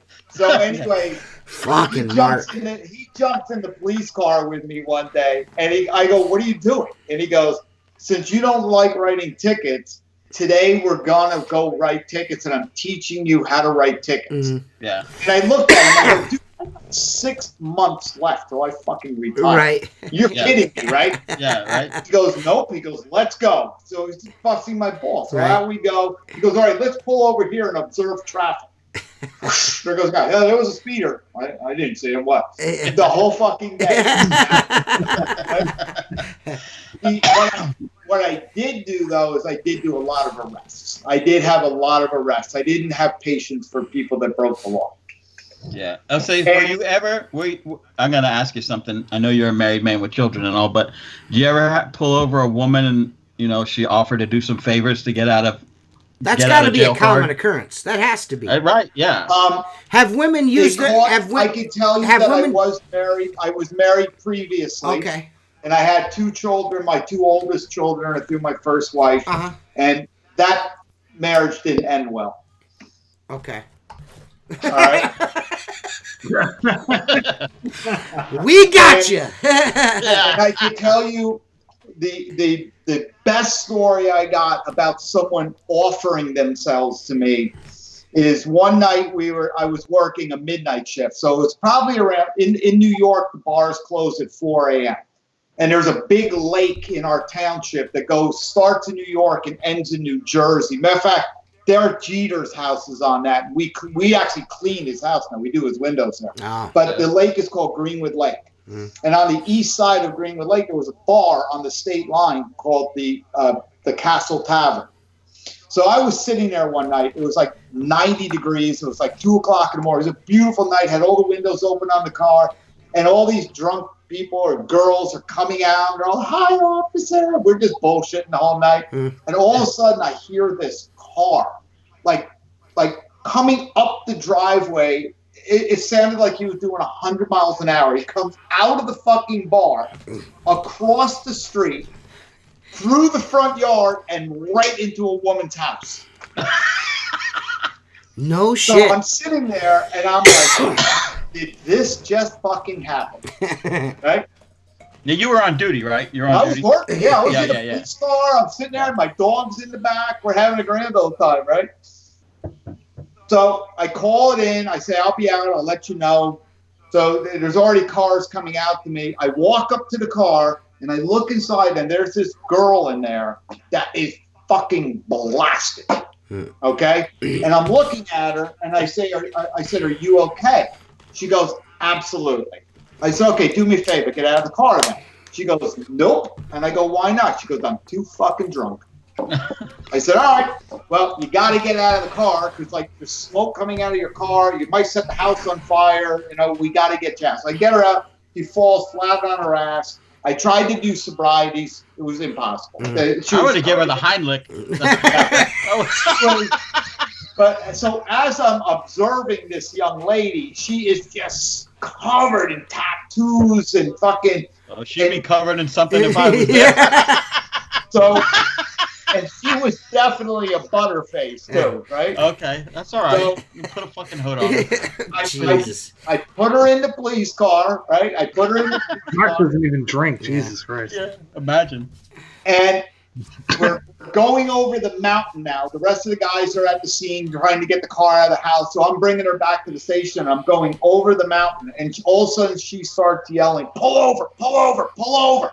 And I'm like, fuck, if you're going to throw up in my car, because I couldn't put people in the back seat of my car because I had a dog, with the kennel back there. So we had to lock him into the front seat with seatbelted in. So I pull over real quick and I jump out of the car and I go to open the door. And I go, come on, let's go, let's go. And she jumps out after I unbelt her. And then she just leans up against the car and she's looking at me. And I'm like, what's going on, right? So I got a proposition for you right now. All right. I looked at her and she goes, I will do a few things to you like you never had done in your entire life. And she goes, and then when I'm all done, just leave me here. And then it never happened. Right. I'll be like, what car? So I wasn't transporting anyone. What are you talking about? It's just me and the dog. I laugh and I go, as tempting as that sounds, I says, I can't do that. So back in the car we go, we seatbelt her in, we get her back to the station. Now I've got her in light so I can see what this broad is. And she's like one of the play toys for a biker gang here in New Jersey. Oh, yeah. So she knows what the fuck she's doing then. She's well schooled. She's well versed in all the arts of fellatios. Should have just gave her the nightstick. So anyway, we're going over the tattoos on her, and we have to write down all the tattoos on the arrest report. Please tell me cum sluts on there. Everything on her arms, her face. She's got them everywhere I go. Any other tattoos? And she pulls her shirt up, no bra, and she's got two hands tattooed over each tip with a bunch of gang signs. She's got shit on her tongue. Oh, Lord. She had shorts on, so I saw everything on her legs. And I go, anything else? So she whips down her shorts right in the middle of the squad room, and right on her little part there, she had that Dilbert guy. The guy with the fingers in the nose? Oh, my God. Oh, my God. Jeez. I thought maybe she might have... Right when she's on the desk showing us all this, because now there's 6 of us in there that she's showing this to, the chief comes walking through the door, and he's like, what the fuck is going on? I can't imagine the shit that... the police officers see the absolute worst in humanity. And I think people need to keep that in mind. They're like, cops are dicks, and I feel like there's a lot of cops that are assholes. But you also have to keep in mind that your first responders, your paramedics, your firefighters, and your police officers are seeing the absolute worst in humanity on a daily fucking basis. You know what I mean? Dude, I can sit here and tell you stories. That's gonna make you jaded in a way. It is. No matter what kind of mind frame you try to keep yourself in. You see a dude beating the shit out of his wife and kids 2 or 3 times a fucking week, you're going to become a hard ass after a fucking while. It's just like being a combat veteran. If you're in there shooting if you got to, kill people to keep your friends alive every day, there's going to be some extenuating fucking circumstances, and that's going to apply a negative effect on your personality. There's just nothing you can do about it. On top of seeing death, you guys can Google the Coldenham disaster. All right. So the Coldenham disaster, I think I told this last time we were on, was an elementary school in Coldenham, New York, that a tornado hit. I was the very first of anyone there. Oh, Christ. Of anything there. Yeah. And there was 27 kids killed in that incident. Oh. Now, I was their officer back then. I was in there pulling these kids out and doing all that. I went to every one of those kids' funerals, too. Christ, every freaking one I went to. Oh, my God. we do see the worst, stupid. It does. It does make people assholes. I mean, and that's going to take. I mean, and like that. I mean, there's no way. And I don't, I'm not trying to dredge shit up or make do anything like that. But there's no way that that isn't imprinted on your psyche. You've got that. Get out of there with. Yeah, you've got that fucking PTSD. day. Yeah, you've got that day of those kids and that rubble in your head the rest of your life. You know what I mean? You know what it does. It made me the person I am today because when tragedy hits, it's like a day in the park, and not to sound weird, but you kind of like deal with it because when we used to see the worst in things, a lot of us would make jokes about it. We'd laugh and we'd make stupid fucking comments, and that was like a dealing mechanism to deal with that. It's a way out of reality, yeah. If you guys saw us like laughing at a death scene, you guys would have been like, "Look at this fucking asshole." Right. But you don't really know that that's the way that we deal with it. I had a woman a few months before I retired that I got called. She was right around the corner from my house, and I went down there, and the long and short of it was she was an elderly woman, 88 years old, living in an apartment house, and she caught herself on fire and fell down the stairs, and the walker fell behind her, and she landed on next to the door, and the you couldn't have done this again. The walker went under the doorknob and against the bottom stair. So when I got to the scene, her neighbor, who was another 80-something-year-old woman, had a little pot, and she's like throwing water in the door, and I'm like, "What the fuck is going on here?" Right? So I'm like, "Ma'am, what's going on?" No, she's screaming, and I'm like, so all of a sudden she comes out again with this little fucking pot, and I look in that door, and there was that woman made eye contact with me, totally engulfed in flames. And looked at me and said, "Help me." Wow. You want to talk about? My wife said this because we always had a scanner in the house. Holy because shit. I had the canine, and I always had to listen to what's going on. She said that's the first time in my career, since she's known me, I ever sounded panicked. Yeah, I was like, that fucked me up right there because. That woman looked at me, made eye contact, and said, "Help me." And I could not open that door. I was pounding and pounding, couldn't open it. The only way we got that door open is finally when the fire department showed up, they had a Halligan tool, and they popped the door with that. She fell out. We put her out. And that old woman had third-degree burns over 98% of her body.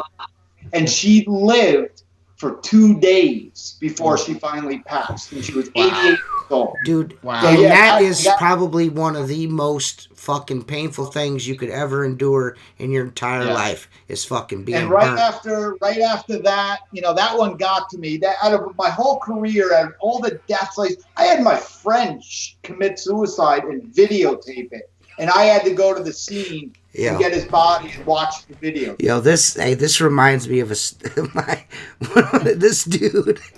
My dad is such a piece of shit, but it's so... Yeah, so there's this guy around town, that used to play softball and shit with my dad, dated one of my mom's friends, got burnt when he was a kid, so he had, burns up to his, up his neck and on his arms and shit, and he would, when he had so bad, my dad would, call him Burnt Reynolds, and he would walk into the bar. My dad'd be like, Bernie, Bernie, Bernie, Bernie. Like Bernie Kosar, the Bernie Kosar song. Jesus Christ, man. That just reminded I not to, I'm not making light of the story you just told, but I'm just, when you were talking, that's the only thing I could think in my mind was my dad is the worst dude ever, dude. He used to fuck with this guy all the time, man. Just like Mark Tanner style shit, all the time. Hey, dude, hey. Don't even try it, Mark. That must haunt you though. Dude. You must see that all the time. Fuck. That eyes locked, Oh. I mean, Ugh. and it's probably been 20 years since since you saw that? Well, I've retired 10 years ago, so it was Okay. 10 years ago. Yeah. Wow. Yeah. I think kids, I think death of children, like when you went after the tornado, that would really affect. Yeah. I mean, because that's. But if you look that up, this remember the Coldham disaster. That entire class to this day is haunted. Oh. Yeah. Like they're committing suicide. They're dying. This whole fucking class that was in that school, that whole group of kids. It's the weirdest fucking thing, man. It's almost like, I Am Number 5 or whatever the hell that movie was. That's what it seems like right now with these poor fucking kids that are going through this. So you don't have to answer this if you don't want to, but have you ever shot someone or at someone? He's already answered that question. I got shot at. I've never shot anyone. Shot a lot of deers and raccoons and shit. Yeah. Well, and, that's something I've had to draw on people. Mm-hmm. Yeah. Now, if you ask me about tasers, that's fun. I'll taser. Yeah. They immediately shit themselves, right? No. That's a whole misconception. You don't piss yourself. You don't shit yourself. You just fucking fall face first. But my neighbor that was a cop, he just retired from Broward Sheriff's. And I don't know how it is when you were there, but according to what he told me, in order to get that taser gun, you have to get tasered. Oh, yeah. So, and he said it is the most, and he was a Marine, the most excruciating pain he has ever felt, but it's gone as soon as they let off the trigger. Well, I'll restate that. So the very first thing we had to do is in my taser classes, we had to get tasered. So I had 8 months till I retired. So the instructor goes, who's another cop, he goes, listen, you could sit out of this. You don't have to do this. You're retiring. I go, the fuck I don't.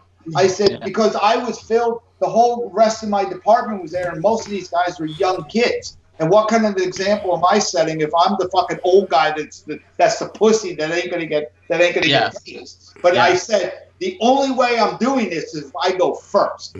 I do not want to see anyone get tased. Just fucking tase me and get it over and done with. Right. So, and let me tell you something. I would have rather put my nuts in a vice grip.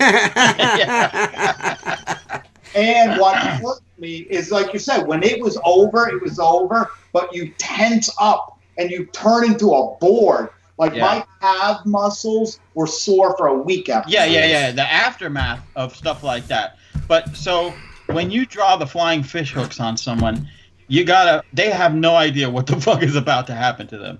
No, it hurts. Well, but you know what? I got more fun out of like putting the dog on people. That would be cool. Yeah. Well, Peter, how can people, if they want more information or maybe they want to join the IWCA, where should they go, Peter? Go right to the IWCA's website, which is iwca.org. Okay. And you can sign up for becoming a member. You can sign up for our convention coming up in January. I'm not going to be the guy to say, you got to join, but there's a lot of things on our website, a lot of classes that you could take that are free too. Right. And every Tuesday we send out training sessions free to everyone. Every Tuesday you get in your email. So you don't have to worry about a topic for training, for safety training in your weekly meetings anymore, because we send them to you. Awesome. So that's just one of the benefits that we have. Well, Peter, it was awesome having you on again. We wish you nothing but the best. Hopefully all of this shit clears up and we're all back to normal soon. I hope July or August is not a reality. I hope we get to work a lot quicker than that. But I just want to say thanks for coming on. We'll see everybody. Yeah. Hang on. I got one thing before you close it down. Peter, I want to thank you for coming on because you have made this one of my favorite podcasts that we've done over 100. No, I'm serious. You're an unbelievable guest, and anybody is going to be of benefit to have you on. So I want to thank you. Okay, I appreciate that because I have a lot of respect. And number two, if anybody believes in prayer, I have a buddy for 30 years that has the coronavirus. He went to work in the Bahamas. and came back with it, and he's not doing well. So if anybody could just say a prayer, yeah, that'd please. be great, guys. And we really appreciate and thank it if you, you did Peter. that. Yeah. Well, I can't wait to. Hopefully, we see all you guys in August. Hopefully we'll all be able to get together soon. Again, Mark, I wish nothing but the best for your buddy. I'll be thinking about him, man. So, absolutely. We'll see you guys again soon. We're probably gonna. I'm in talks with Chris Lambrinides to have Chris back on the show here again soon too. We coming up on a year since he's been on the podcast too. But yeah, I don't know when we'll be back. We might do something before the next Wednesday. I don't know. It depends on how much Mark gets tired of working around the house and stuff like that. So my honey-do list. Yeah, but we'll definitely see you guys. And if you guys want, go to www.patreon.com/Squeegee Life and check that out. That way you'll get one of these. You'll get one of those. You can support the yeah. Well, support the podcast, man. Support the podcast. Thank you, Seth, for coming on. Next time come on the podcast, comb your fucking hair. Peter, anytime you want to come on this show, you're welcome. Open invitation, Peter. You're always even good. if you just want to come on and say hey. Yeah.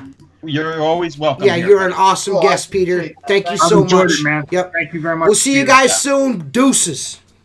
Peace.